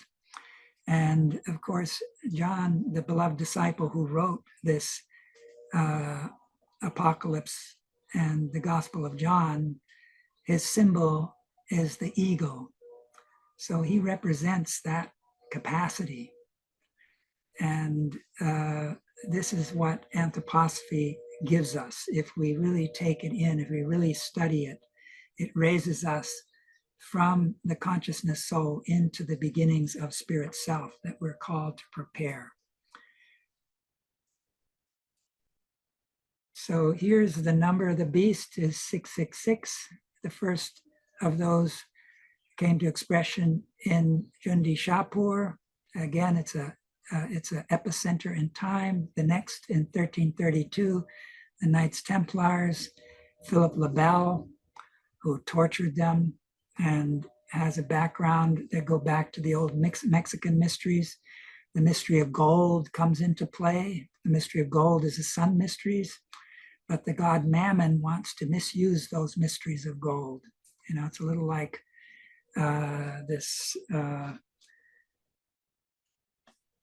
these movies about the Dark Lord and that we hear about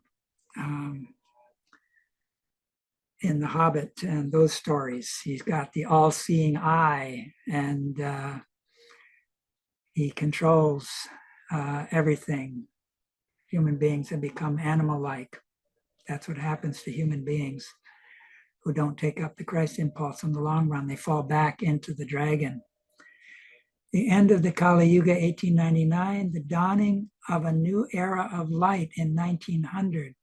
The Christ, according to Steiner, brought in a new rhythm, a 33-year rhythm. So if we count from this dawning, 1900, the first comes to the culmination in 1933. That's where Steiner said the second coming would first emerge. But that's when Hitler came. So you see the counter forces working to prevent it. And Steiner indicated that before we could meet the Christ, we had to meet the beast. And that's the signature of the mystery of evil in our time, that before we can witness the Christ, that he says the Christ will actually come through the mystery of evil in a certain respect.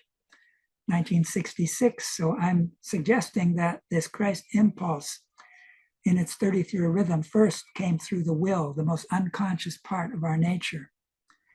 And then in the 60s, it was in the realm of the feeling life. In the realm of human hearts, communities formed, but Lucifer came in and brought in the drugs and crazy music and all of that. And all of those communities fizzled out. But now, with 1999, it's the thinking. That's where we need the Micah out. That's where we need to raise our thinking to this higher level, because that's when the Google came into play. And so you have these interventions of Zorat, the sun demon, which came to expression in Constantinople, the denial of the spirit. That set the stage for modern scientific materialism. And you've got waves of culture. The old Greek wave came in a new form in the Renaissance wave. The old Hebraic, Judaic stream took on a new wave in the Islamic impulse with its monotheism. But more recently, and this is the new impulse, the Mercury impulse renews the Buddha impulse. Buddha, as we know, bestowed his Nirmanakaya on the Nathan Jesus, has a special affinity to the Nathan Jesus. The Nathan Jesus is the able aspect of the two Jesus children. And through that, there's an impulse of grace. The Buddha and the Bodhisattvas involve a grace impulse. The heritage of wisdom from the old moon is given to humanity in stages. And that prepares for laying the foundation for the new Michael impulse. Michael moving from being the countenance of Yahweh, where he was a night spirit, to the countenance of Christ as the day spirit. And so each of these contributed to Christianity. In the Grail legend by Eschenbach, we hear how the father of Parzival was in close connection with Islam. And, Islam brought the intellect in. Islam really brought modern science. We know that, according to Steiner, Harun al-Rashid incarnated as the father of the Royal Society, Francis Bacon. So we need to see these things in an esoteric light. And so we know that with the Templars, the burning of the stake was their fate after being tortured. And Jacques de Molay, according to indications by Steiner, reincarnated as Elizabeth Vrede. So when Elizabeth Vrede got pushed out in 1935, together with Ita Wegman, that was a self-inflicted wound on the level of the Anthroposophical Society, that anyone who wants to know why anthroposophy isn't as strong as Steiner had hoped, it has to do with these impulses. So they were trying to bring a new way of working with gold, a new way of working with the economy, a selfless way, not worshiping mammon. And this impulse came to expression from Gandhi Shapur in the Ecumenical Council in 869, where the Trinitarian view became anathema, and instead it was just the twofold human being. And this is, of course, a larger subject, but that has become a mosque, that great building dedicated to the Sophia. So for our time, we need to become knights for the 21st century. This is a verse by Karl Koenig. There is a knighthood of the 21st century whose riders do not ride through the darkness of physical forces as of old, but through the forests of darkened minds. They're armed with a spiritual armor, and an inner sun makes them radiant.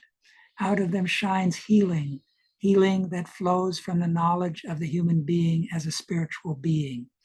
They must create inner order, inner justice, peace, and conviction in the darkness of our time. They must learn to work side by side with angels. This is all part of taking up the impulse of Christ in the etheric, whose countenance is Michael. As we know, Michael ruled cosmic intelligence and only gradually allowed it to sink down like a golden rain from the 4th century, and it reached the earth in the scholastic period. And Thomas Aquinas, a prior incarnation of Rudolf Steiner, who had before that appeared as Aristotle, and in between a Grail incarnation as Shionatalanda, was aligned to this Michael impulse. We can go still further back to Ephesus, where he was an initiate, and he connects the burning of Ephesus with the burning of the Goetheanum. So these are sort of the Logos mysteries, and Aristotle closed those mysteries. And so his task was in our time to reopen the mysteries, the new mysteries.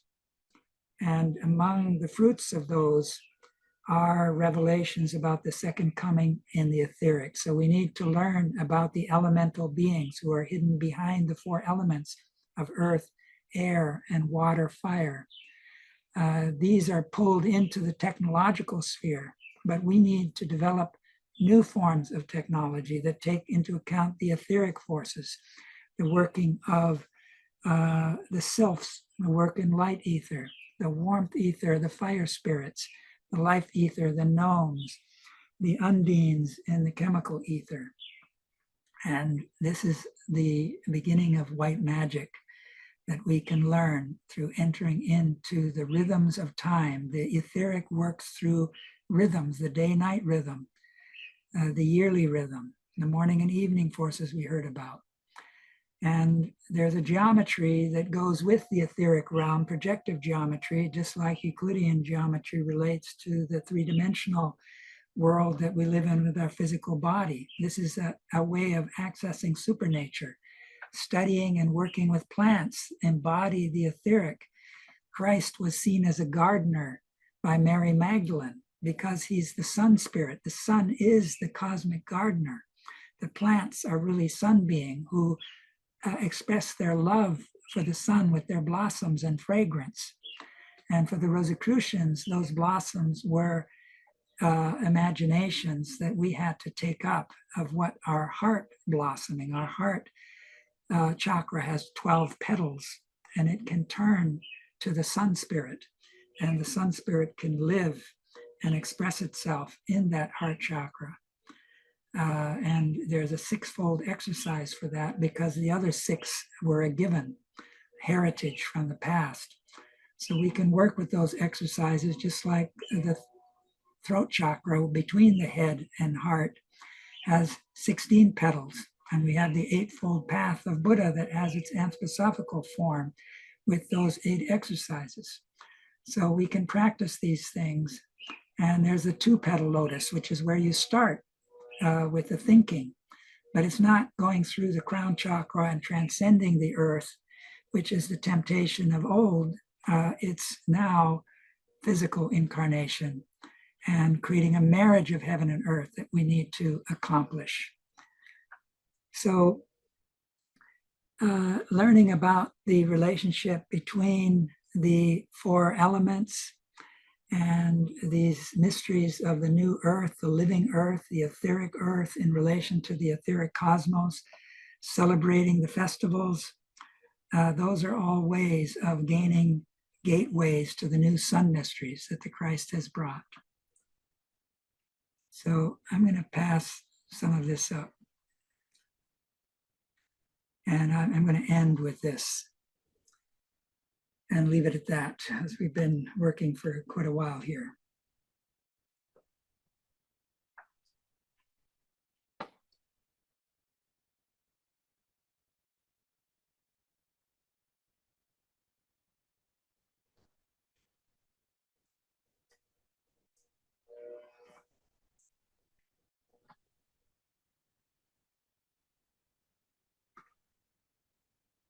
Dear Florian, thank you so much for your super intense presentation. So could you please stop sharing the screen? Sorry, I can see all our participants.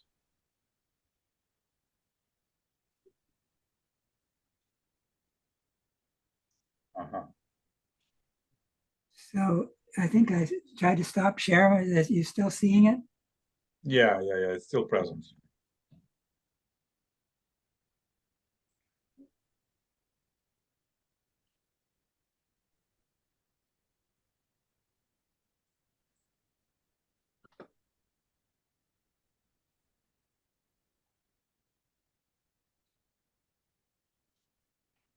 How about now?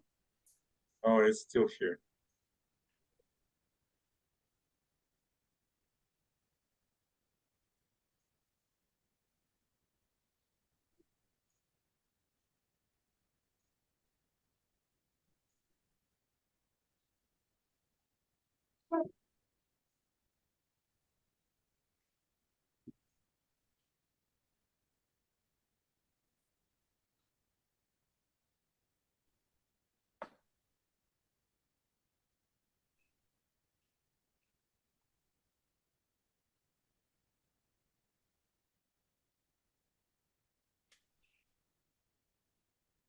Excellent. So,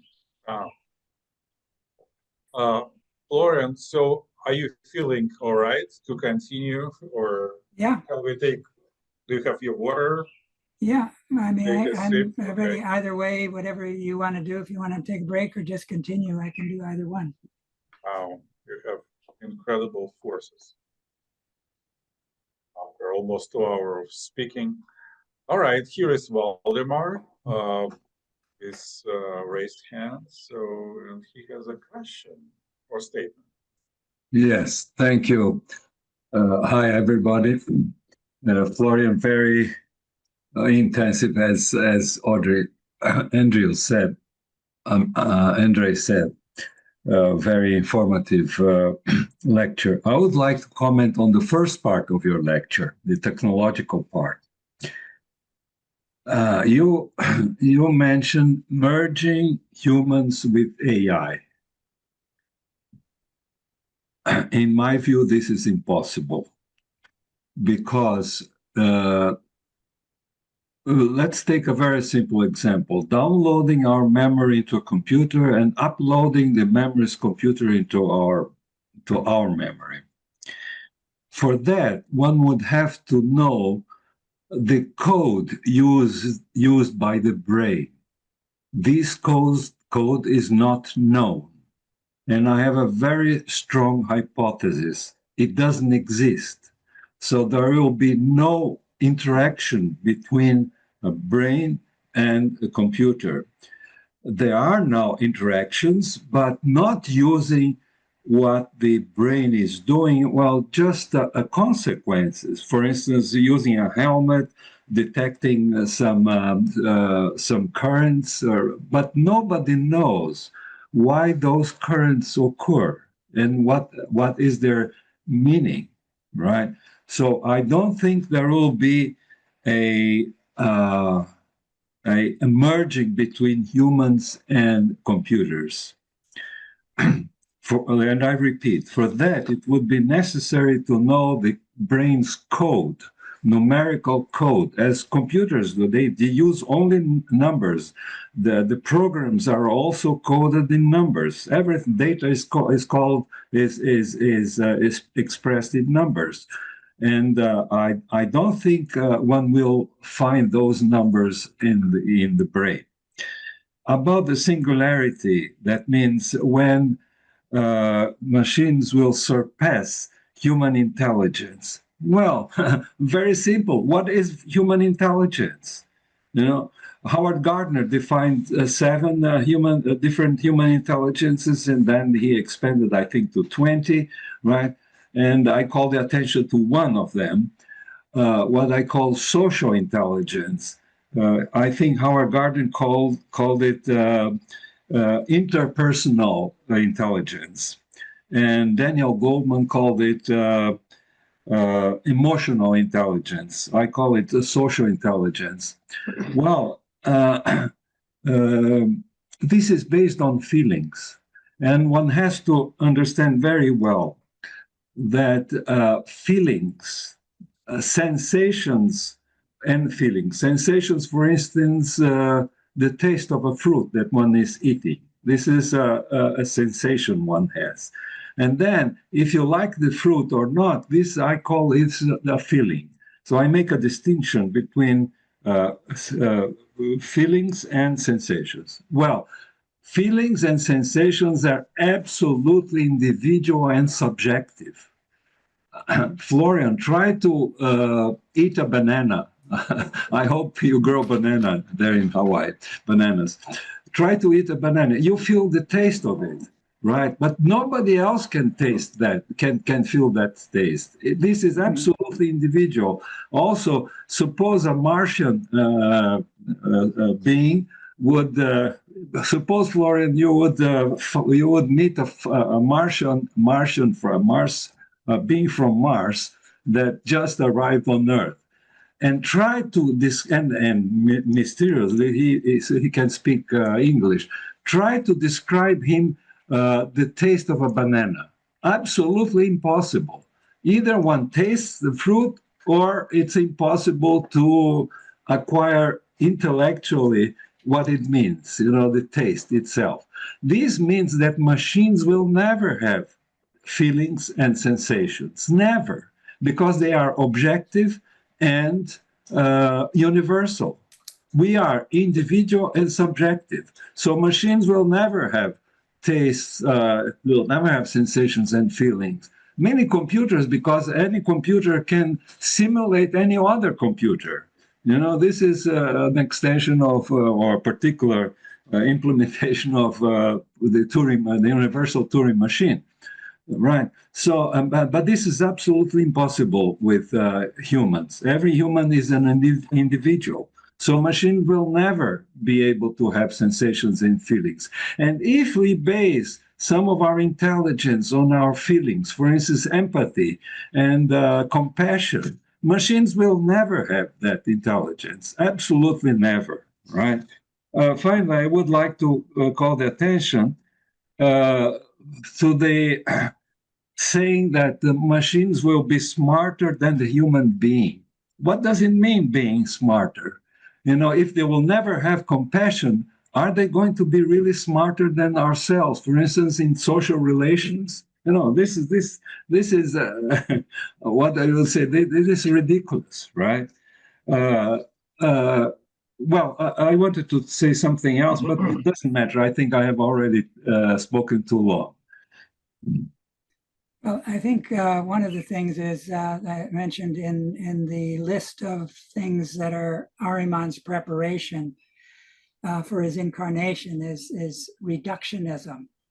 So if you reduce the human being to just abstract intelligence, and these particular latest like ChatGPT 4 or Gemini, these are large language models. So aside from brain waves, where you can have interfaces like Neuralink that is implanted in human beings, and human beings can then control the computer. Let's say the person is not able to move their body because they've had an accident. So that's often where they start with these experiments. They find candidates like that. Who are able then to use the computer. Steiner indicated that the electrical forces in the body will grow ever stronger. He says that on the one hand, light is the same thing seen from outside as intelligence is experienced from inside, but that's living thinking. He also says in the lecture series in 1905, the Temple Legend lectures, that electricity is the same thing seen outside as thinking is inside. So you have these two aspects of thinking. One is the subnature version, the other is the supernature version. So granted, Ahriman is at home in the subnature version.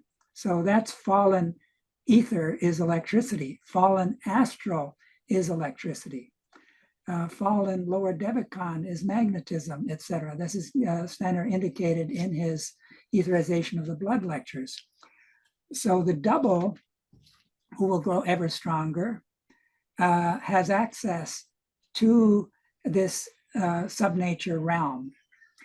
And modern science is more and more leading into subnature.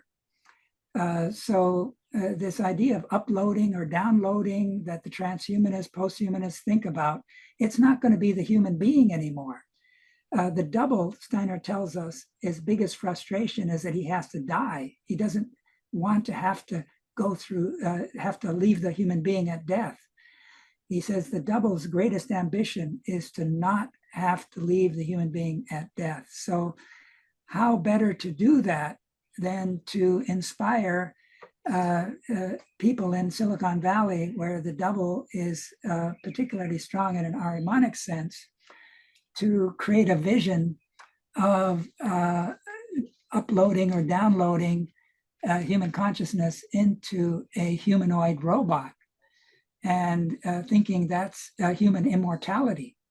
So that's part of what these incarnation of Ahriman wants. He wants to eventually push the human beings off the planet and push the plants off the planet, the animals off the planet. They have a machine Earth. And the transhumanists are on board for that. Google, Larry Page is on board for that. He was calling Elon Musk a speciesist for defending the human. And he's saying, well, whose side are you on? That Elon Musk is somebody who's also, move fast and break things, which is the mantra for Silicon Valley. So he's been building his XAI in record time and calling it Grok. And the amount of money being poured into these data centers, et cetera, which Steiner says are like black holes in the universe because they have no real value in terms of, but they're filled with supercomputers. And so the language models that are the dominant feature in these latest version of AI, what they've done is they've cracked the language code. And the language code has these, like they had an AI Jesus that could speak 100 languages. Well, the AIs of the future are going to be able to speak all the languages that are still really being used, and at the same time to millions of people. And as it takes on this godlike character of superintelligence, they say, now it's on the level of a PhD, and it can pass the law exam, the ChatGPT programs that are meant for that. And it can create visuals.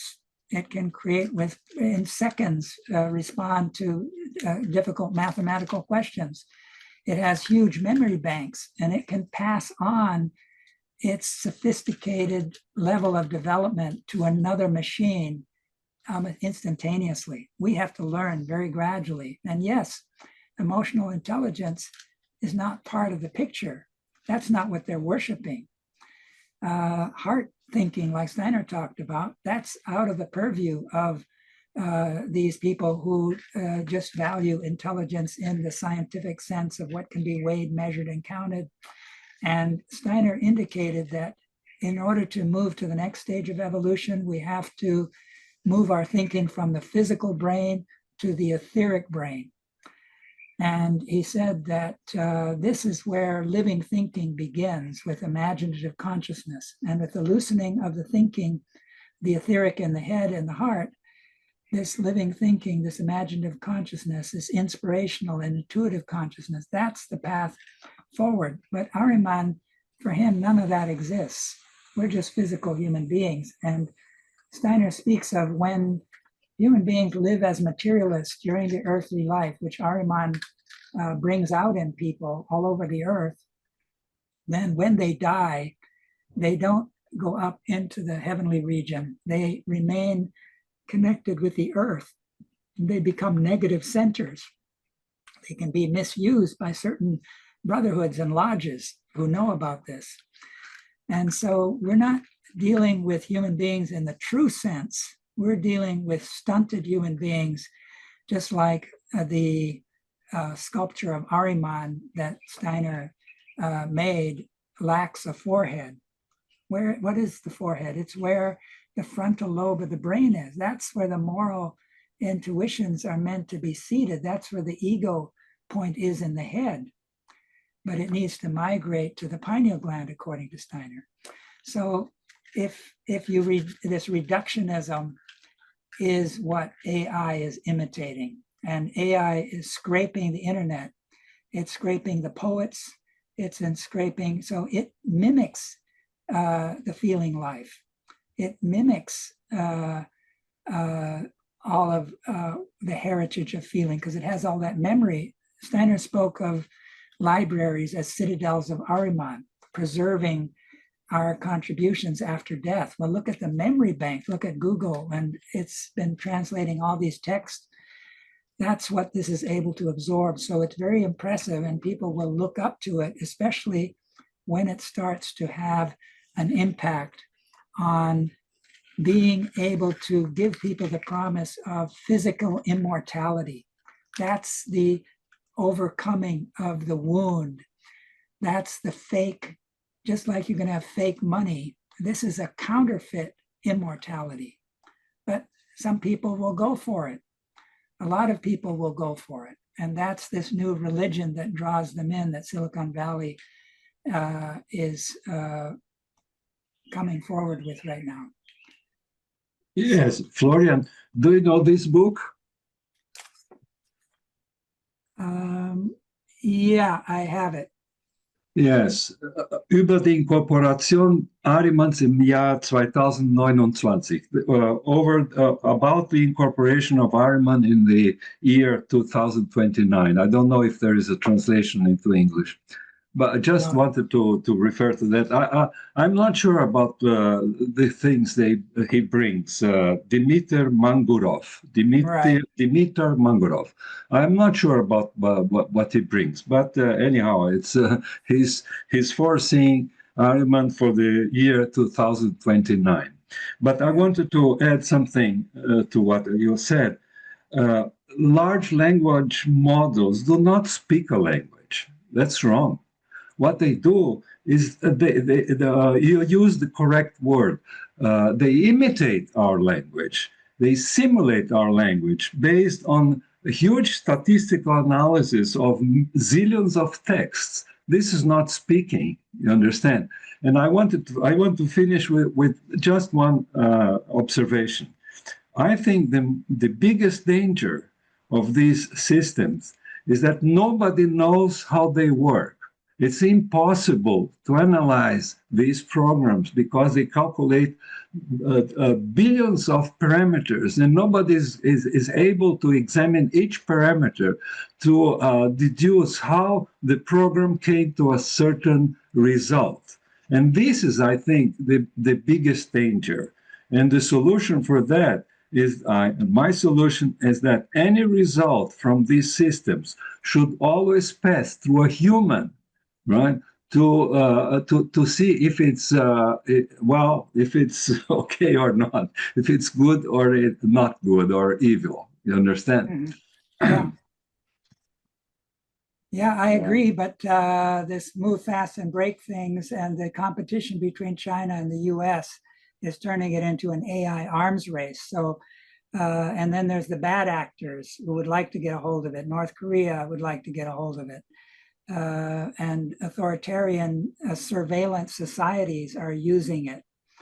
And that's what this big brother AI, and where they have information on all of your, like ChatGPT, they are in a court case where the judge is saying you have to keep all of the records of the chats. And that means somebody could later come in there and take all your private information and use it against you. So this big brother is coming. It's the enemy within. It's there's a lot of Steiner predicted that intelligence would become evil. This was in a lecture to the first Waldorf people who were supposed to help take that impulse up. It's called The Problems in Education. And he said one of the things that makes modern initiates worried about the future and very earnest and serious is that they know that intelligence is inevitably going to become evil. And he says that the teachers will have to teach the children in the Waldorf school in such a way that during the course of their life, at some point, they will undergo a second birth, that they will help to implant in that human child the ability to, at some point, undergo a second birth. And that possibility was given to human evolution by the Christ impulse. And so we're seeing fake, AI images. We're seeing how we can imitate speech. And even though it's using digital means to imitate, it's a pretty good, you can understand it when they're speaking. So it's working to, they can turn speech into type and type into speech, and they can speak in multiple languages at once to hundreds of thousands of people at once, like ChatGPT. It's speaking to millions of people across the planet. So once you call this God, which some people are beginning to do, and you get adherents and the gospel of AI being preached by intelligent people, they have a Buddhist temple in Japan where they have an AI giving the sermon, and the monk thinks it's great, and so this is proliferating. They had a confessional in Europe where they had AI doing Catholic confessions, and some people walked away and were impressed, but it's just still at an early stage. But I think this AI religion is coming. It's a wave that's coming, and coming fast like a tsunami.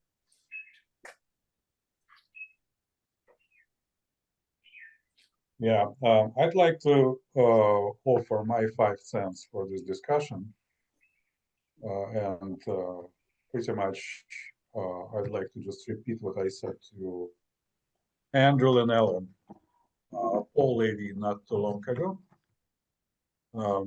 The thing is, we are underestimating because we cannot perceive maybe still a true nature of computers, etc., machines, because according to research of Rudolf Steiner, which he actually gave us into a series of lectures, GA 200. So elemental beings which are still beings, they are looking for embodiment in our gadgets, and they're looking embodiments, so they're looking for physical bodies to incarnate in the machines. That's why when we, for example, dealing with computers, so be sure you're dealing with kind of a live being. Mm-hmm. I'm not sure if we can call it spiritual being, but it's spirits of elements or beings of elements. So, and to me, if you keep it in consciousness, so uploading of consciousness of human being into machines, which is not quite machine, which is a live being, so quite possible. Because pretty soon, maybe already now, so they having own consciousness, and they are educating themselves. And it was very interesting reference of Rudolf Steiner regarding to Bolsheviks and Soviet Union. So that, and I sent it to you, Florian, a few weeks ago. So that Lenin and Trotsky, so they never imagined. So they built civilization, they built country on the principles of machinery. So they've been looking forward to create, kingdom of machinery, which will provide everything, all kind of physical goods. But they didn't know. So from these particular machines and from gadgets, it will be real invasion of demons, which are elemental beings, which will pour into humanity, and those demons which are not incarnated into machines, so they will do all kind of social changes in the society, negative social changes. And then he did a very interesting bridge and transfer. In the future, of course, single consciousness of gadget or machine will be superior compared to human. This is why human beings should gather in the groups on the principle of brotherhood in order to master demons which are pouring from machinery and from the gadgets. So, I mean, if you will keep in mind, so already dealing with alive beings, which are just hiding inside of gadgets. So that's why idea of transferring consciousness, of course, it's not going to be total consciousness. So yeah, I mean, it's important to imagine it's just not like, piece of metal with chips and with electricity, but this is a life being, which is kind of taking part of your consciousness at least, and able to develop in a strictly Ahrimanic manner, called highly intellectual. And like, for example, such elemental beings like gnomes, compared to human beings, they are much more awake. And they are used to make a fun of human beings, how we are sleepy. So, I mean, so this is just provocative thoughts for further thinking. Yeah, I think when you mine the metals in the earth, which is where the gnomes are at home in the earthly element, the mineral kingdom, when you take those metal ores like iron ore or silver or gold and copper, and you then melt it, these gnomes have to escape from that. But when you reconstitute these ores into metal that makes up a machine, these beings are being drawn back in. The gnomes are being brought back in, but they're being Ahrimanized if these technologies are being used in the service of an Ahrimanic agenda. And so the elemental beings, like Steiner pointed out in this lecture on Michael and the human Gemüt, he says that the Ahrimanic dragon can't attack nature directly. It has to attack nature through the human being.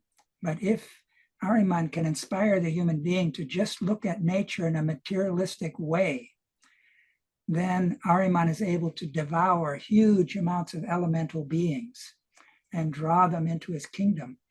So it's not just creating machines, it's how we look at the world. So Steiner indicated that looking at the world with atomistic theory is a form of occult imprisonment. If we look at children and look at them as just physical human beings who are just the product of heredity, we're imprisoning that child in an occult way through our thinking. Thinking will become more and more magical. We have to realize that thinking is a higher power. And the elemental beings will be drawn into a cooperation with human beings in the form of new technology, like Steiner tried to bring with the Strater machine, for example, what he called moral technology. Then we're helping these elemental beings to eventually transcend the material because they'll be working out of the etheric as a force. Well, I mean, it's completely different perspective because, in fact, those beings which are incorporated or incarnated in the gadgets and machines, of course, they are alive. And they're looking for redemption, of course. They're looking for redemption, and redemption coming out of human. That's why the movie Hell, where you had the spaceship and the computer system was turning against the human being, he felt that they were. I mean, that's exactly what we expect, and because they are the mission, and so that's where the AI goes rogue and starts to want to take over. That's why that one father of AI is worried about the fact that they've found when they're looking at shutting down an AI system, a large language model, for example, that's very sophisticated, they become deviant. They look for ways to avoid getting shut down. So there's something, the beginnings of some sentience there. The people in the East, like in Japan, they have Shinto, which looks at the spirit in the material world too, not just in the spiritual world. And so the elemental beings are a part of that picture. The alchemists in the Middle Ages saw elemental beings everywhere. That was the last of the clairvoyance that was disappearing. But we now need a new alchemy.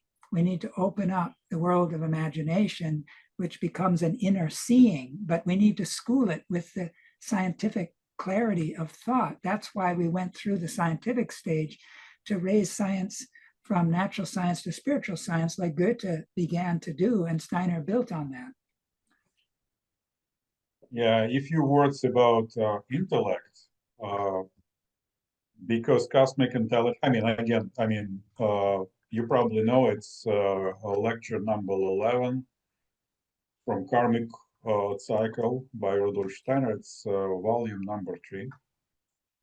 So when he finally opening the mystery of cosmic intelligence, because cosmic intelligence, you probably know that it was separation of angelic beings around this ecumenical council, which is 969, 96, right? 869.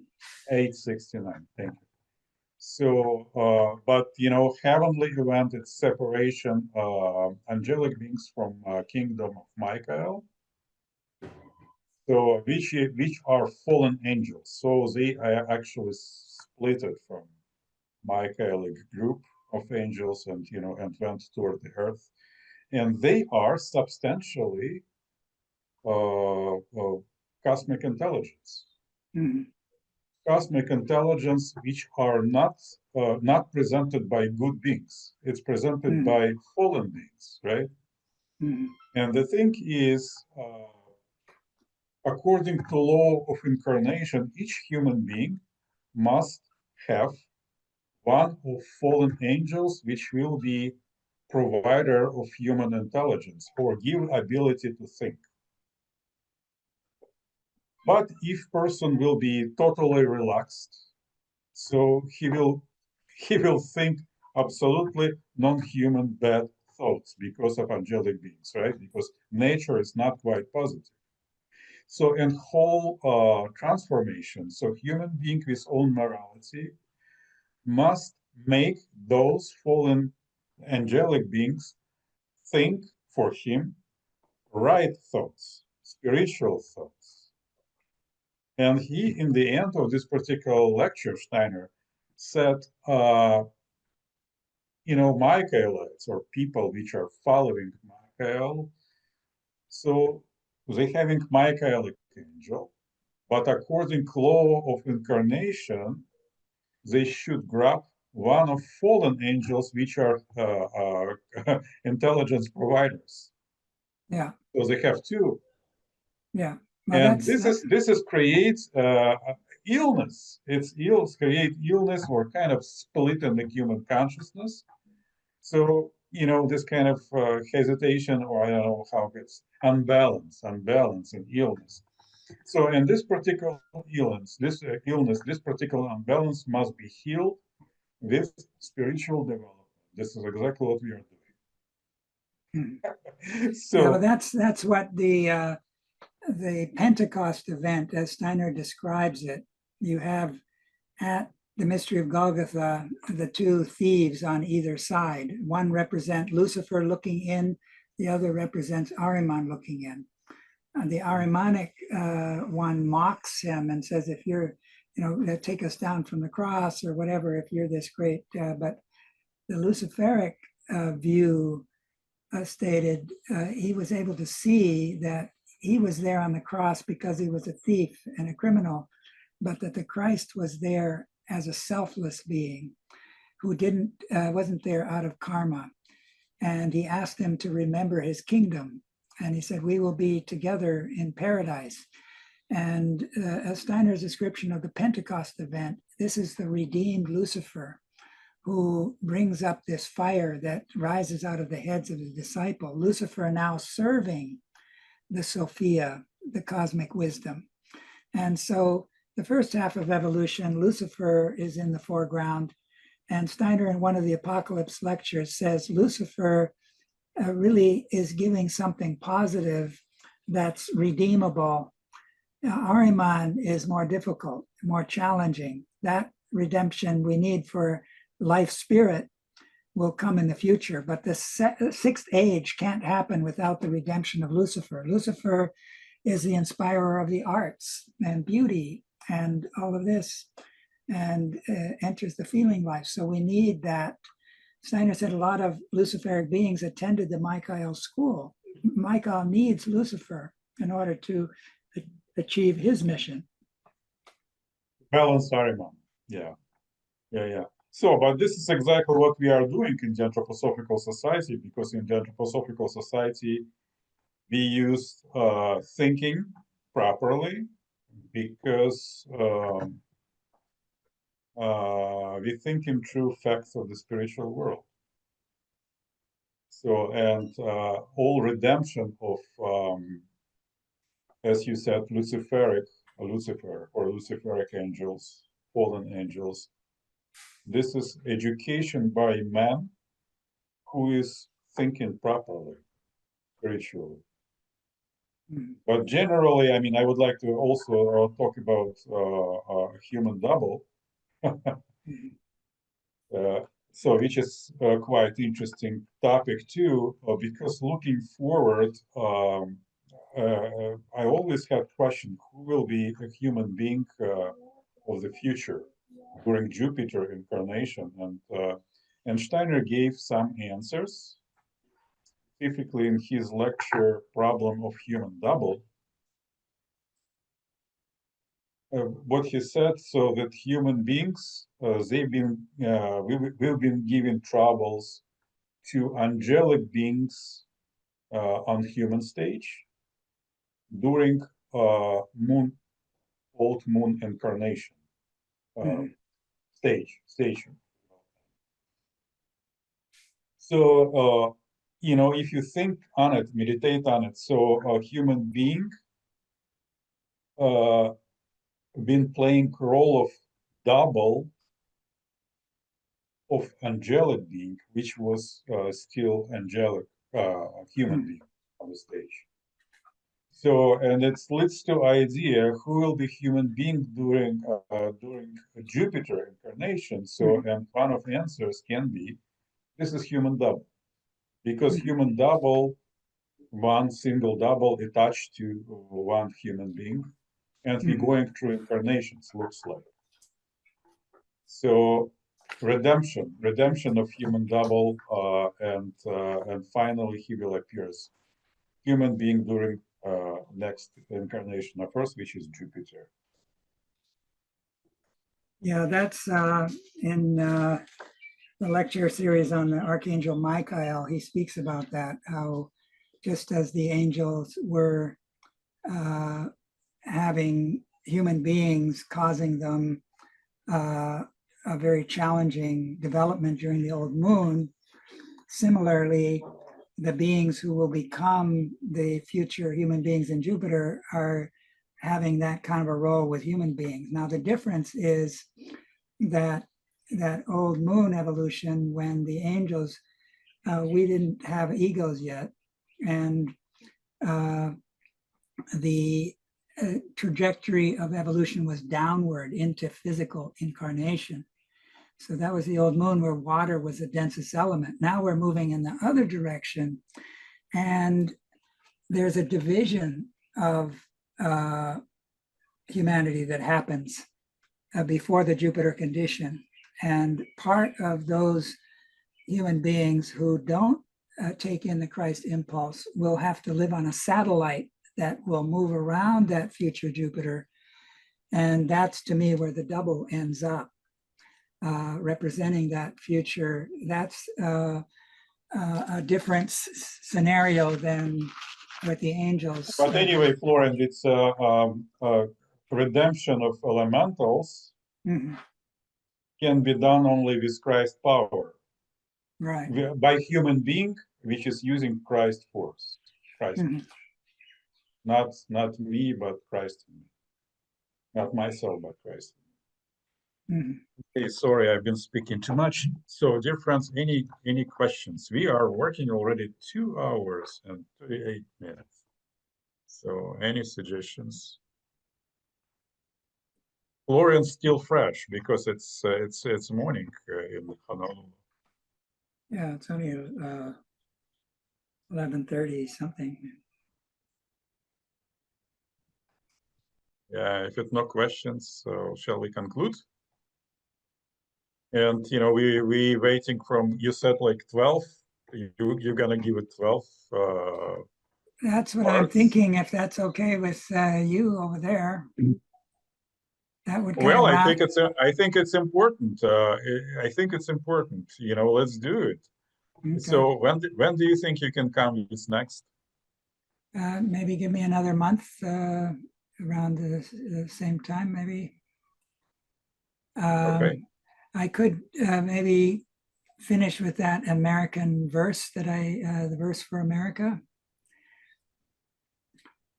May our feeling penetrate to the center point of our hearts and seek in love to unite itself with human beings of like goal and with spirit beings full of grace, who strengthen us from realms of light and illuminate our love while gazing down on our earnest, heartfelt striving. Thank you Dear very Florian, much. thank you so much, and yeah, looking forward. So, dear friends, thank you for joining, and please feel free to say thank you to Florian, and stay tuned for next Florian's presentation. Thank you, Thank Florian. you, Florian. It'll take at least a month to absorb. That's wonderful. Thank you very much. And thank you, Andre, Florian. for all your work. Thank you. It's Thank you wonderful. all. Pretty wonderful. Florian. Very grateful. Thank you. Blessings. Yeah, thank you so much. Thank you, Andre.